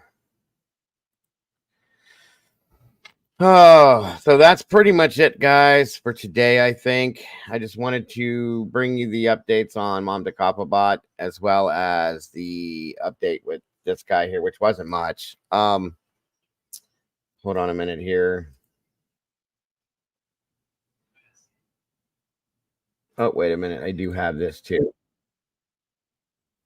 I knew I had another one. That's the one that was supposed to be the first one that rolled through. My apologies, folks. Hold on 1 minute. This came out an hour ago. The way. Day 5 of the search for a man who police say opened fire on cars as they traveled on I-75 near London, Kentucky. Thanks for staying with us at 4:30. I'm Ashley Kirkland. And good afternoon to you. I'm Cherie Palello. Teams of police have been searching the dense forest there in that area since moments after the first shots were fired.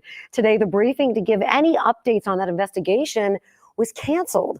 WLWT News' Brian Hamrick is live for us in London, Kentucky tonight with the story. And Brian, any idea why that briefing was canceled? Well, Sheree, at first, people were hoping that it might mean that there was some sort of breakthrough or some sort of development in this case. But as the day lingered on, it appears that is not the case. In fact, just the opposite. It looks like there is no major breakthrough in the case at this point, although we are learning more about what happened in the seconds after that shooting. The 911 tapes, at least some of them, were released today. She's gushing blood bad. Okay, and is she on the interstate with you? Yeah. 49? Okay. We're on the 49 on the northbound side here. She's gushing blood. I'm going to try something to stop this bleeding. Yeah, meanwhile, the search continues for Joseph Couch. He's still on the loose. Investigators believe he's in the thick wooded area of the vast Daniel Boone Forest somewhere. We went to the last address that Joseph Couch listed. It's outside of Woodbine, about a half an hour south of London. Neighbors there tell us he had lived there recently, and investigators say they searched his home. They did not say what they found, and while Couch remains on the run, his neighbors remain on edge. Kind of does make you paranoid. I mean, he supposedly made the threat he was going to kill a lot of people and everything like that. And of course, they're canceling schools and stuff, which is a good thing. But like I said, I live in a wooded area and everything like that. It does kind of make you paranoid when your dogs start barking, everything like that. You never really know. Yeah, and a lot of those schools remain canceled today. Meanwhile, the reward has been increased up to $35,000 for information about Joseph Couch. Reporting live, Brian Hamrick, WLWT News 5. Brian, I know a lot of people wondering out there, how well known is Couch to those in the neighborhoods where he lived? You know, it's interesting. This is an area where a lot of people know each other in some of these rural areas. However, when we got down to Woodbine, which is a pretty small town, and he lives outside in a offshoot, sort of a trailer park area down there, he was not as well known as you might think. A lot of people kind of knew who he was, but no one seemed to be very good friends with him down there. Cherie? All right, Brian, hope that there is an end to this case very soon, especially for all of those neighbors and emergency workers out there. Brian Hamrick live tonight. Thanks so much. Well, this is Still no luck with him yet. I do want to show you guys something else, though.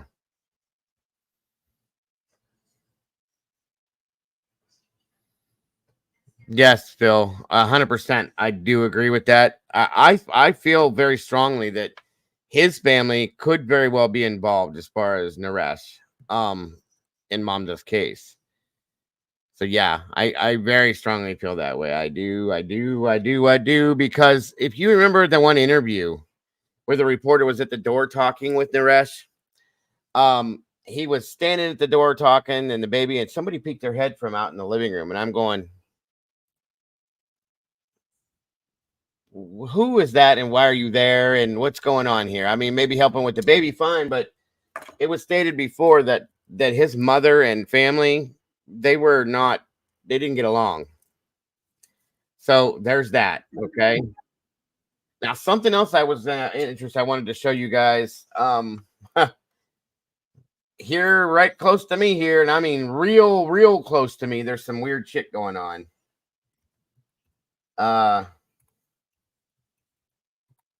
And when I say close, I mean close.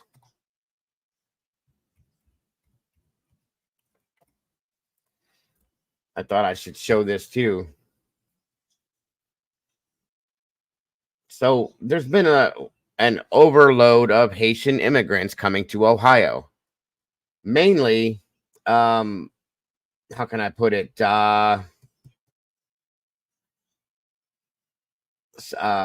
Haitian immigrants that have been brought in here for, yeah, I know, Sherry. I know, Terry. That's why I'm telling you, this is probably closer to you than it is to me, but I'm not sure. So it's being brought up that there's Haitian immigrants and that they were eating people's pets. This is kind of crazy, guys, and so I'm a little weirded out by this. I'll just put it that way. So we'll let me see this here for a minute.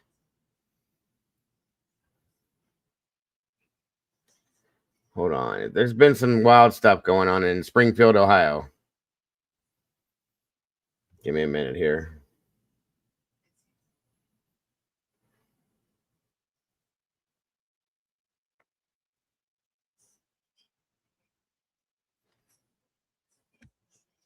I know, Victoria. That's why I'm showing everybody what's going on, though. But we do have a lot of Haitian immigrants that have been brought in. I just want to show you guys what the accusations have been and stuff like that. Okay, now this is a 911 call. They went in. This popped up 3 hours ago. And then I'll show you guys what else was going on. I just thought it was interesting, and you guys would definitely want to hear about it. And this is super close to me and Terry. All right, here we go. Clark County Communications. Oh, yes, ma'am. I got a question. This is a non-emergency line, correct? Yes, it is. Okay. I'm sitting here. I'm riding on the trail going to my orientation for my job today. And I see a group of Haitian people. There was about 4 of them. They all had geese in their hand. They got away. I couldn't make out the first 3 of the license plate, but I got the numbers. Clark County Communications. Oh, yes, ma'am. I got a question. So what has been being stated, welcome, Jane. What has been being stated, okay, is that they have seen, this one here was that this man saw Haitians stealing geese out of the lake, out of the ponds. Thank you very much, Jane. There was a rumor going around about somebody eating cats and dogs. That was this Haitian thing. So I'm gonna like, for everybody that's wondering, I've had people come to me and say, Dago, are you close to the Haitian zombies? Come on, guys. Like, I know it's nobody in here, but there's been some crazy shit spoken on. So I just wanted you guys to see this, so you guys know that I'm not, and you know, I don't have to be worried about these Haitians coming and eating me. Just wanted to make this known. Everyone, my name is Brian Heck, City Manager for the City of Springfield, Ohio. Springfield is a dynamic community with many positive attributes. It is disappointing that some of the narrative surrounding our city has been skewed by misinformation circulating on social media and further amplified by political rhetoric in the current highly charged presidential election cycle. Our Springfield community is making notable progress that contributes to its growing appeal among new residents, including immigrants. This development is underpinned by our city's diverse and robust industrial base that encompasses the technology, automotive, food production, and distribution sectors. The growth in our workforce population has supported the expansion of local businesses, contributing to the stabilization of our local economy. Our commitment to promoting a business-friendly environment has attracted new enterprises to our region, and we will continue to focus on collaborating with industry leaders who seek to establish operations here. Springfield is at the forefront of advancements in aerospace technology, particularly in support of national defense. These technologies are set to enhance daily life in the coming decades. We continue to enjoy success in working with developers to increase our residential housing stock, a trend not seen in decades. Over the next few years, we anticipate the addition of over 2,000 new housing units. Springfield's strategic location between the Columbus and Dayton markets continues to make us a prime candidate for future development. While we are experiencing challenges related to the rapid growth of our immigrant population, these challenges are primarily due to the pace of the growth rather than the rumors being reported. These rumors I'm going to show this stuff chick bait. Don't worry about it. Will not distract us from addressing the real strain on our resources, including the impact to our schools, healthcare system, and first responders. We will continue to work collaboratively with our community partners to face these challenges head on and move Springfield forward together.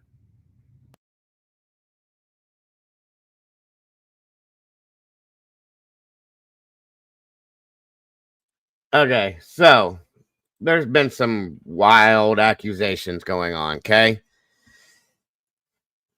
Think about what's going on right now. We have a presidential election coming up. We have all of these people receiving all these immigrants in their towns. They don't like it. They don't want it. I'm sure people in Ohio don't want this either because they're afraid of the scenario. I think it's been completely twisted and flipped over and made crazy. Ohio was a good point that was made during the debate. We're a nobody state, in my opinion. Like, there's nothing that ever goes on here. So I'm just saying, give me a second here. Let me show you something.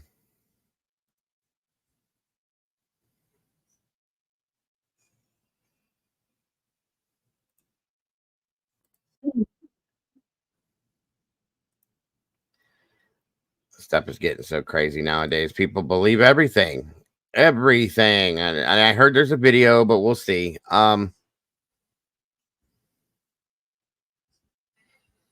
Right, chick. That's what I mean. Like, it's getting to be a little bit much, but it is what it is. Hold on. Springfield, Ohio are gaining national attention, alleging Haitian migrants are snatching up and eating park wildlife and people's pets.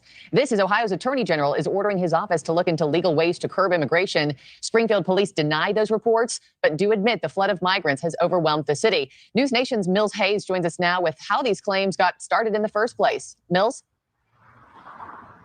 Hey, Marky, good morning to you. Well, it all started with a city commission meeting just a few weeks ago. But here in Chicago, we've had similar issues. There's been more than 45,000 migrants come into the city, many of them staying at temporary shelters like this one right here behind me. But over in Springfield, Ohio, it's a much smaller population. They've got about 58,000 people that live there. And now they're adding an additional 20,000 Haitian migrants to their population. The city resources are strained, but the problem is being muddled by these claims made by residents who live in the area that police say simply are not true.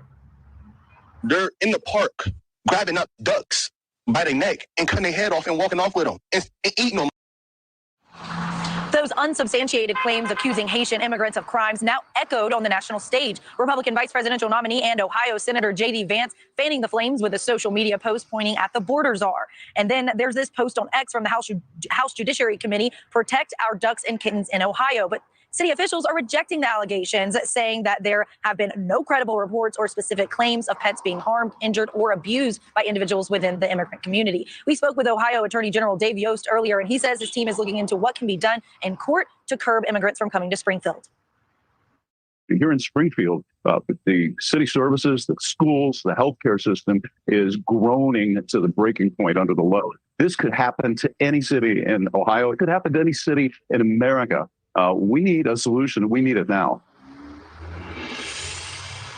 And city leaders are doubling down on their request for more federal aid from the government to help with this issue of strain on the city resources. They would like to see the pressure taken off the city resources there by the federal government. Marky? All right, Mills Hayes, a really interesting story there. Thanks for. Yes, Terry, there was a Chinese buffet we used to go to probably about, it's about 20 years ago now. And the health department shut them down. We used to go there all the time. We loved the place. And they found a bunch of feline carcasses in the dumpster. They closed it down. So just saying,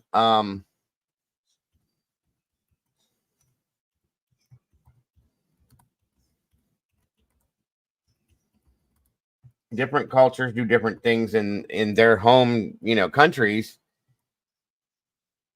And I don't know if it's, I don't know.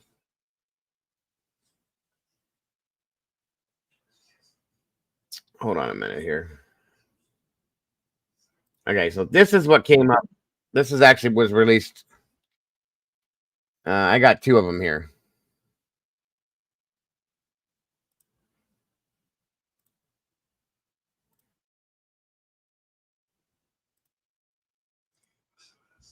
I'll show you one from 6 hours ago and one from an hour ago. Let me do this real quick first. Trigger warning. Content may include sensitive or violent content not suitable for all viewers. Feel free to step out if needed.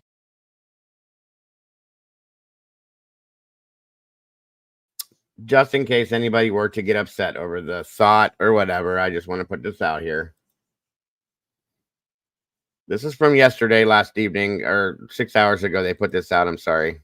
1 second here. Sorry. Sorry, Alicia. I gave the trigger warning. I don't think we're going to perceive anything you may not. Damn it, Dago, I'm eating. I'm sorry. I'm trying to show you why everybody's making such a big deal about this. That's all.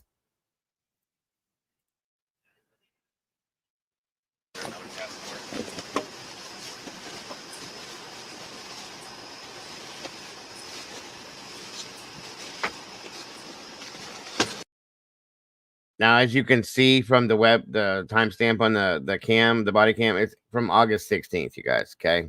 And yes, Springfield is a shithole. I'll put it that way. Anybody that lives there, my apologies. It wasn't not meant to be offensive, but compared to a lot of other areas, yes, it's kind of a crappy area.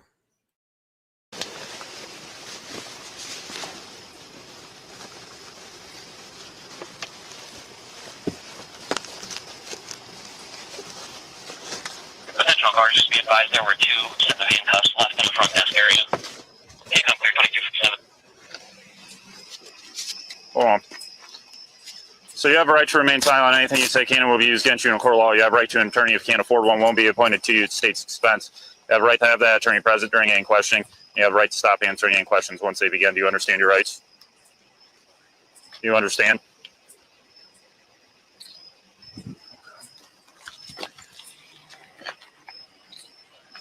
Smile for me.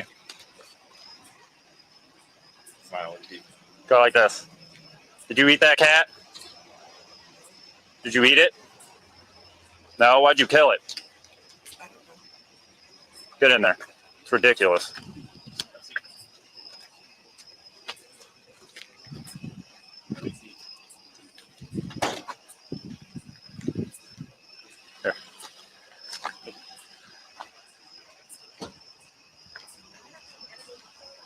It's all right, other kitty. You're safe.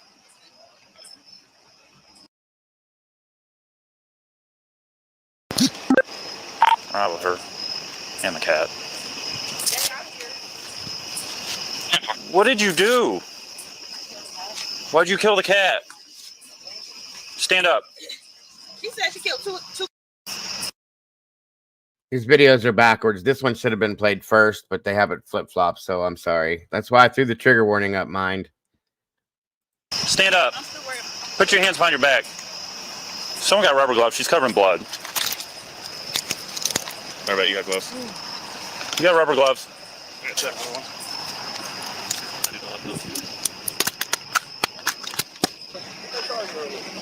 Cruelty to companion animals? Huh? I'm quite sure it's cruelty. Yeah, that's what it is. Spoke to it, Deshaun. He stated the female doesn't have possession of her kids. Wait here with the cat. She doesn't have possession of her kids anymore. So, Yeah, girl was saying she said something about. So, is Humane Society coming out? I don't know yet. Judy said they wouldn't. They'll hold the cat as evidence. She destroyed that cat. Yeah, This is I told him I don't like him anymore. As long as she had cat hair on her mouth. As long as I've been a policeman, I've never had a call where someone was eating a cat. I hope this does not set the mood for Friday night. All right. Thanks, guys.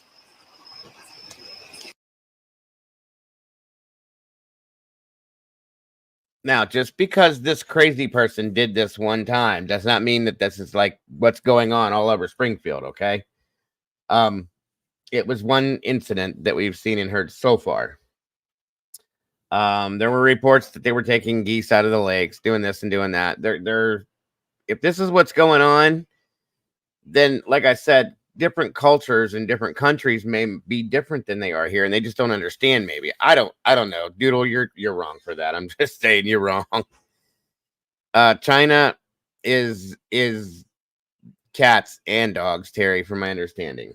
So there's that. Give me a second here.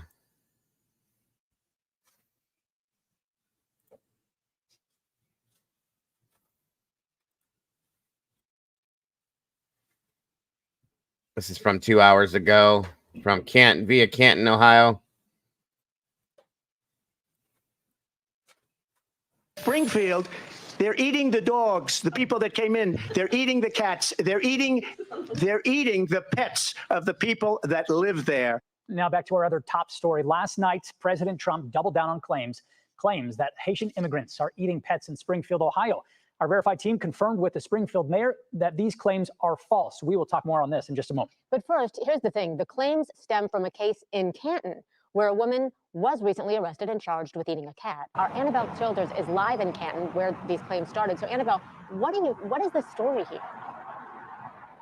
Well, Matt and Christy, we want to start out by giving our viewers a warning because the details here in this story are incredibly disturbing. Now, about 3.5 weeks ago, a housing community here in Canton was shocked as neighbors tell us they watched a woman eat a cat. But now they're dealing with a new wave of emotions as they watch body-worn camera footage from that event circulate widely online in connection to that story in Springfield, the influx of Haitian immigrants 170 miles away. What did you do? August 16th, Canton police responded to disturbing 911 calls. He killed the cat and is eating it. Multiple people reported 27-year-old Alexis Farrell was eating a cat on the 1100 block of 13th Street Southeast in Canton. Stand up. Officers on scene placed Farrell in handcuffs as a crowd of onlookers watched. Put your hands behind your back. Someone got rubber gloves. She's covered in blood. Police believe she killed the cat before eating it. One writing they saw blood on Alexis's feet, hands, and fur on her lips. But the people around here knew her. They like, Alexis, get up. Like, what are you doing? Like, like they know for sure that wasn't her right mind. Neighbors recall it as a deeply unsettling night for their neighborhood, speculating Farrell may have been on drugs or experiencing a mental health crisis.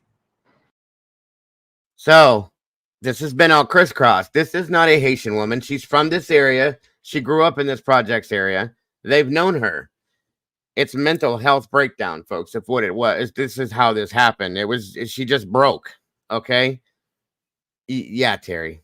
It was a dead cat. She killed it first, and then she started eating it. This is a mental health break. This is not a Haitian woman. This is not a whole thing. These people are putting all this shit together, rolling it into a ball, and throwing it out there for everybody to grab. You see what I'm saying? It's insane. This is still crazy. So obviously, this woman needs some serious help, guys. That's sad. Okay, you see, she wasn't responsive to police or anything. Just saying. Now, Alexis Farrell is in jail today. She's being held on a $100,000 bond, and she's facing multiple charges, including disorderly conduct and cruelty to animals. Now, Canton police say they have nothing to share on this today with us. It's important to note that voter records do show Alexis Farrell is not a Haitian immigrant. She is a U.S. citizen. All right. Well, thank you for the clarity on that, Annabelle Childers. Thank you. We begin tonight with a developing story out of Canton. A police officer is on administrative leave after he deployed his police dog on a man who was on the ground being arrested. The body cam video has been released. We want to give you a heads up. It is disturbing. Sorry, guys, it overlapped. My apologies. So that's the real deal, folks. That's what's going on. Yes, there is an over influx of Haitian immigrants that are coming into Ohio just as much as they are to every other state. But this is not why it just happened, okay? Like I said, two separate scenarios. They blended them together and made this crazy ass story out of it. And I just want to make sure everybody's understanding, because I've had a lot of people sending me emails and saying, "Oh my God, are you okay? The Haitian zombies are going to get you, blah, blah, blah, blah." I'm like, what? So I went and checked and saw, and I'm like, oh God, okay, no. So yeah, this woman did do this, but she's having a mental health break. It's not anything to do with where she came from or the immigrant scenario. It's just a mess. So, and God bless her. I hope she gets help. I'll just say that much. Yes, she killed a neighborhood cat that was somebody's pet. And then she started eating it raw. She didn't even cook it. Yes, she was eating it raw, Cap. Disgusting, but it's a mental health thing, guys. Understand that. Right, chick. I got you.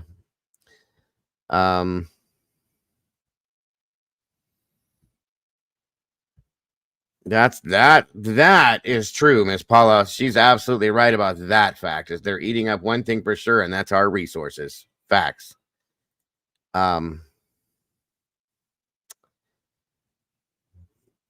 Let's see here. So I wanted to make everybody know that people that were sending me emails and messages and everybody's all freaking out. And this is what's actually going on.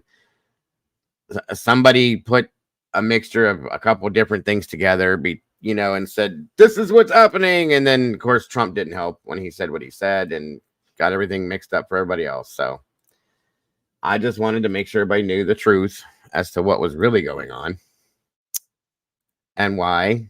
Let me see here. I think I have. Yeah, here's a big deal.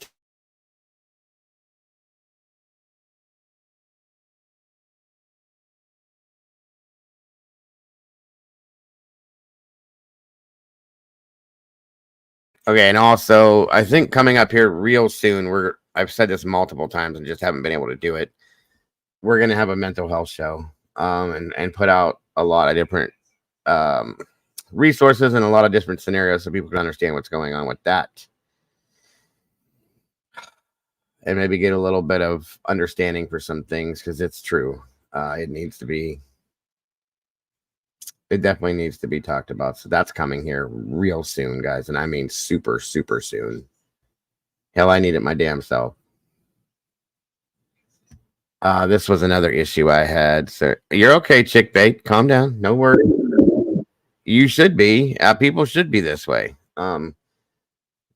This was a case that I had followed that kind of bothered me. I'll show you. Just a couple little clips of things I was trying to present to you guys as well. I don't know if anybody had followed this, but this bugs the hell out of me in a bad way.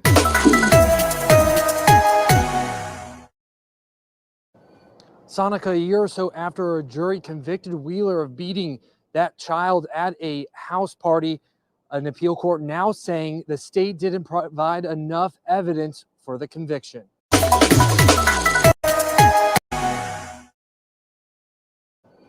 Sonica, a year or so after a jury convicted Wheeler of beating that child at a house party, an appeal court now saying the state didn't provide enough evidence for the conviction. 21-year-old Andrew Wheeler, now a free man after spending roughly 1 year behind bars. I'm sorry for how it turned out. Last year, a judge handed out the maximum sentence, 30 years, after the cell phone video captured Wheeler beating a teenager at a party. Wheeler has a long rap sheet and had only been out of prison 74 days when he beat 15-year-old Aaron Hill. The Court of Appeals ruling says the evidence at trial failed to support the child abuse charges. The appeal judge is calling this a high school fight. They claim the state failed to Here's the problem with this entire piece of fucking mess that makes me sick and why I'm so pissed. This kid right here is autistic. Okay, he's got some issues. And this garbage dump that's standing over top of him is beating on him like it's nothing. The kid's begging for him to stop, please leave him alone, so on and so forth. And he's showing off for everybody. I am so pissed about this, and I'm showing you guys why. Again, trigger warning for anybody that can't stand watching this stuff. Please step out if you need to. But this really fucking bothered me in a bad way. That's why I'm speaking like I am right now, because I'm really mad. Every time I see this, hear this, or think about this, I get angry. So prove the victim was tortured within the meaning of the law, saying there was no medical evidence of the teenager's condition ever presented. At the sentencing this is the most bullshit I've ever heard in my life. You don't need to have any evidence presented. You could see how this child was, know that he's a little different than other people for you to not do it. Fuck these people that did this. I'm sorry, you guys, but I'm not sorry. This is the kind of stuff that needs to stop happening. I'm beyond sick of this shit. Last year, Wheeler's mother was confident in her son's chance of appeal. You know, the good thing is that my son stands 5 good chances of having an appeal of this getting overturned. Thank you both for being here. And Kelsey, I'm so incredible.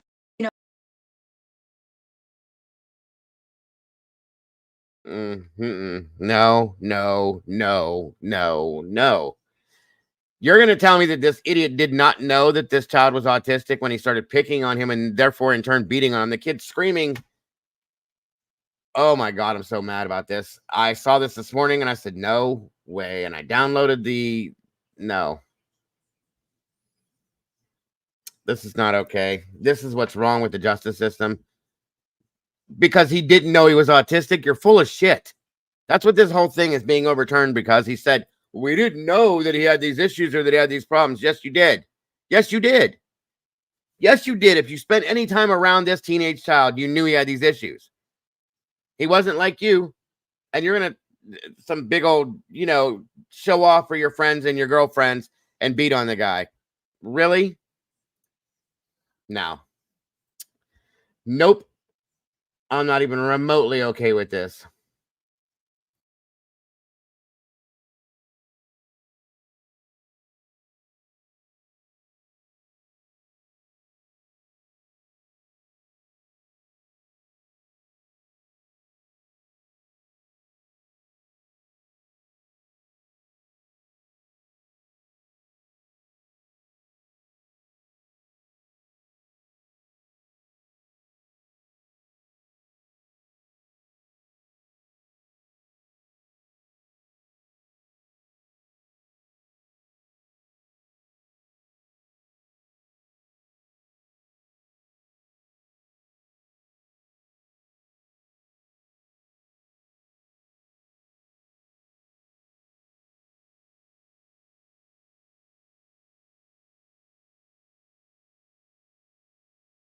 Here's the other stuff on this, you guys. I just didn't want to clip that for you and show you that and then just freak out for no reason.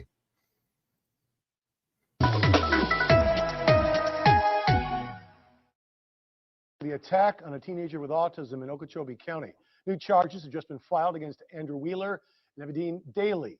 Wheeler was accused of attacking the 16-year-old. Daly hosted the party where the boy was apparently ambushed and beaten. Now look at this muscle-bound idiot over here and the way he's built, okay? You saw the child sitting on the floor. He was 16. Just watch. It was caught on video. Ted White's in the newsroom now. And Ted, just a few hours ago, you had an exclusive conversation with Wheeler's sister. Well, that's right. She says her brother had no right to do what he did. She says their family is now receiving death threats.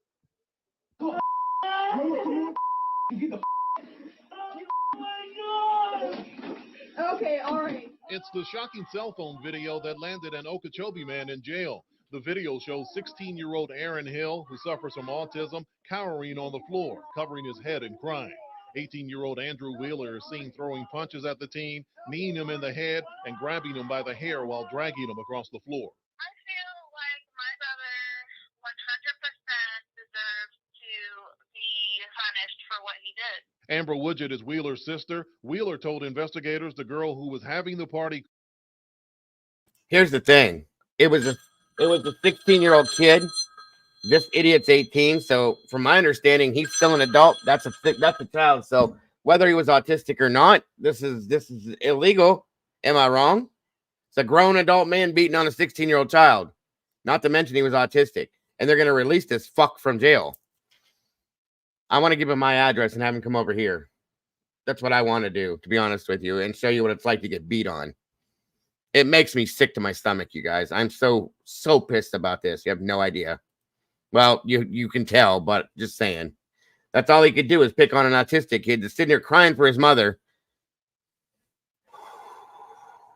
Called him and asked him to get Hill, who was drunk, to leave. He admitted he lost his temper. Woodgett says her brother is sorry and is trying to come to terms with his actions. He is having a really hard time.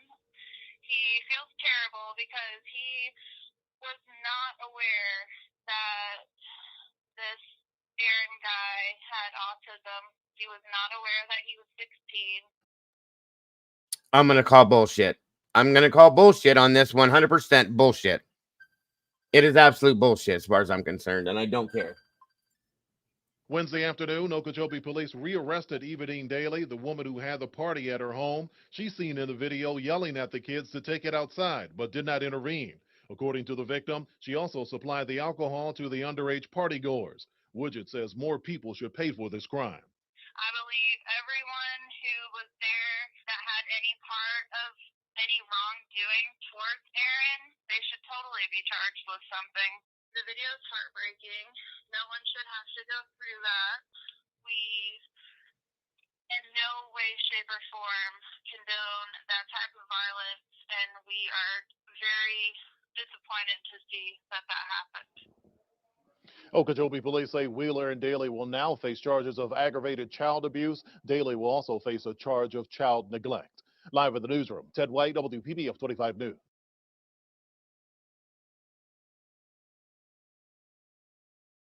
Now, there's another part to this, you guys. 1 second here.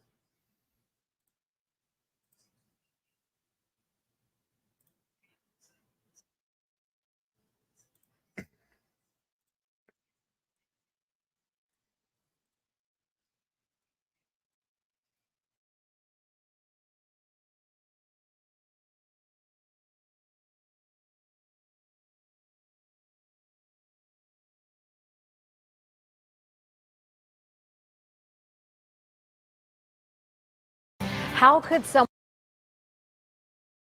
someone do such a thing? This video of an Okeechobee teen beating another teenager who's on the autism spectrum repulsed everyone who saw it. Now, for the first time, the accused attacker is talking publicly about his actions. News Channel 5's Brian Enton with the jailhouse interview that's only on 5. Andrew Wheeler is facing aggravated child abuse charges for the attack on 16-year-old Aaron Hill. He is in the Okeechobee County Jail, where I asked him what was going through his mind during this violent attack. Okay, all right. It's unbelievable how people can take one thing at 47 seconds like that and turn it into something like this. 47 seconds seen around the world led to rallies of support for 16-year-old Aaron Hill and could mean the next 3 decades behind bars for 18-year-old Andrew Wheeler. I'm sorry, that it happened how it happened. It shouldn't have happened like that. An apology from Wheeler, speaking for the first time with his attorney by his side about what happened that August night at a house party in Okeechobee. This is his opportunity to get his side of the story out, that he went there not looking for a fight. He went there because he was called there. I got a call from a girl that I look at like a little sister, and she was crying. She said, "Bubba, can you please come and get this guy out of my house? He's drunk, he's acting crazy." Wheeler says Aaron Hill got physical with a pregnant woman. By that time, I had already stepped in, and he swung on me. That's not on the 47-second video, and there's no mention of it in police reports filed that night. Aaron Hill's family denies it too. Wheeler knows he snapped. He's screaming. You can tell he's in pain. Why did you keep going? Honestly, at that point, it was...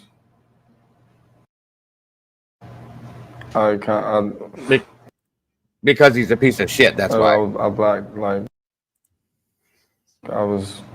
That wasn't me. He claims all he could see in his mind was his own mother. I watched my mother get hit from the time I was young to I was old enough to do something about it. I watched my mom get beat to almost a near fatal point. Wheeler says he'd never met Aaron Hill and didn't know the teen was on the autism spectrum. If someone had told you that Aaron Hill was on the autism spectrum, do you think you would have acted differently? Yes, sir. It could have been solved differently. Looking back, it was just a lot of heat in the... I think this is bullshit, you guys. I'm sorry, but I don't believe him. This is bullshit. I'm sorry. Moment, a lot of crazy things going on. Wheeler says his family is still receiving death threats, something Aaron Hill's mother has publicly asked. So this idiot says that all he could picture was his mother getting beat on. So in turn, he beats on somebody? No, that's not how that works, okay? I grew up in a home where I laid in bed at night as a 5-6-year-old child, listening to my mother be beat off the floor every single night for 3 years, begging for somebody to stop doing it, okay? I heard it every single night. That is not what happens in a situation like this. That's bullshit. He's trying to think of any way he can to get out of this so people don't look at him like he's a monster, because that's what he is. Bullshit. God damn, I'm so sick of this. Asked people to please stop doing. Wheeler's attorney does not expect a plea deal. He fully expects this case to go to trial. Meanwhile, Aaron Hill has not returned to school. His family tells us he is doing better, but that he's still struggling with what happened. Brian Enton, WPTV News Channel 5.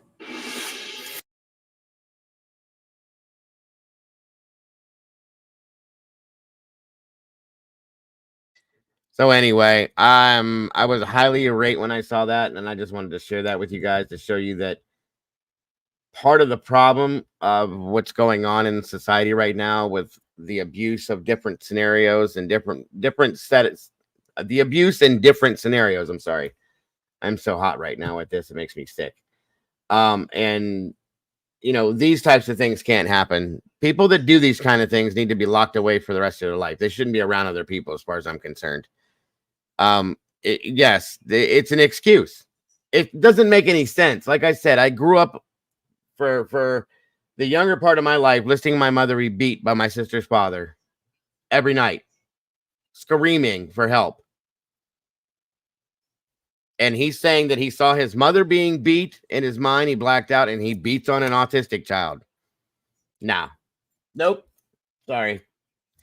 You're so full of shit. No. I'm just sickened over this. It makes me so angry. I can't explain to you. Right, Jaded. Anyway. So I'm going to be following that. If this kid gets out and stays out and they don't recharge him with something. Oh, nah, I can't accept that. I'm sorry.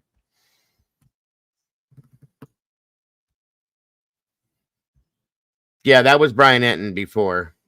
This first happened 10 years ago. That was before he went to News Nation. He was with that other channel. So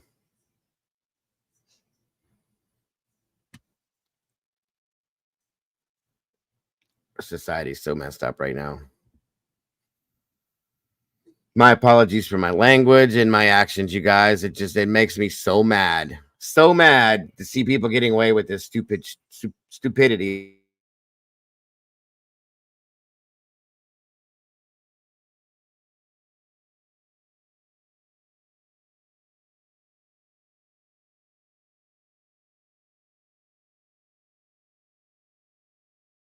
Hey, Bill.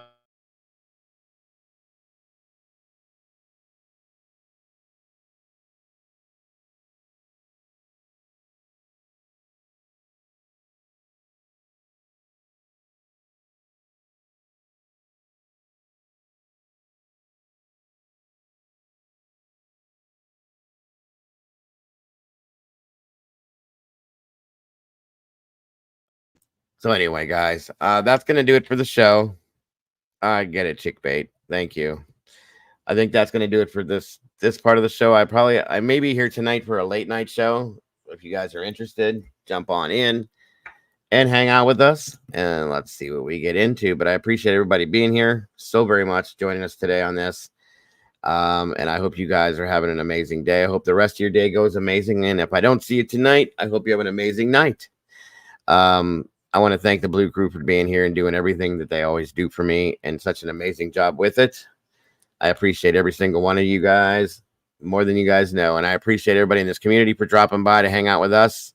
So very much appreciated there. Much love to each and every one of you for that. And everybody, please, if you haven't done it yet, please hit that like button on your way out. Share this out so everybody can see what we've been looking at today and talking about and trying to get out there. Again, don't forget we have Mr. William Lowry that is missing right now. Share that out if you can. Thank Lord Laney Landry has been found. She's home safe. And we definitely need to get back together here soon, folks. So guys, don't forget to love yourselves, love each other. Don't change a thing about yourselves, because you guys are absolutely amazing, and you are the reason why I do what I do. Other than that, much love to each and every one of you guys. And if I don't see you tonight, good night and God bless. See you soon. Bye-bye.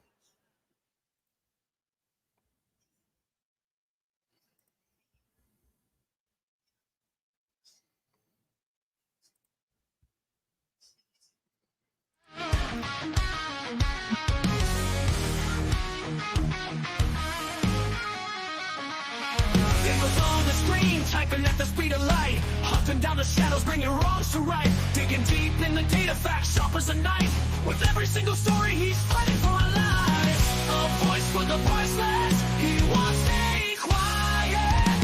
Daniel's got the fire igniting the fight. True crime revelations shining through the night. With every victim story, he pulls at the strings.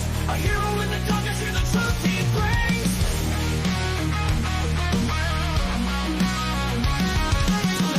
Rise, streaming loud and clear, cracking cases, open hearts filled with fear. These channels are beacon in a world gone wrong. He guides us through the chaos, a soldier so strong. The clicks and the lights, they follow his lead. With every new case, he plants a new seed. Sharing their stories, giving hope where it fades. Daniel's a warrior through the trials he waits. In a world of silence, he shouts out their names. Daniel's got the fire igniting the fight. True crime revelation shining through the night. With every victim story, he pulls at the strings.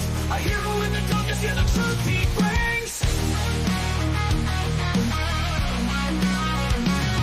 From the shadows you rise, streaming loud and clear. True crime revelation shining through the night. With every victim story, he pulls at the strings. A hero in the darkness, hear the truth he brings.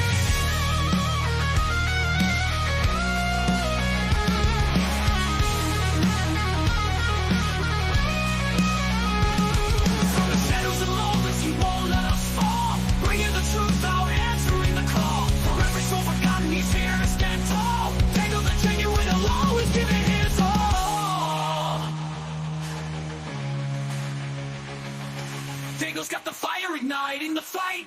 True crime revelation shining through the night. With every victim story, he pulls at the strings.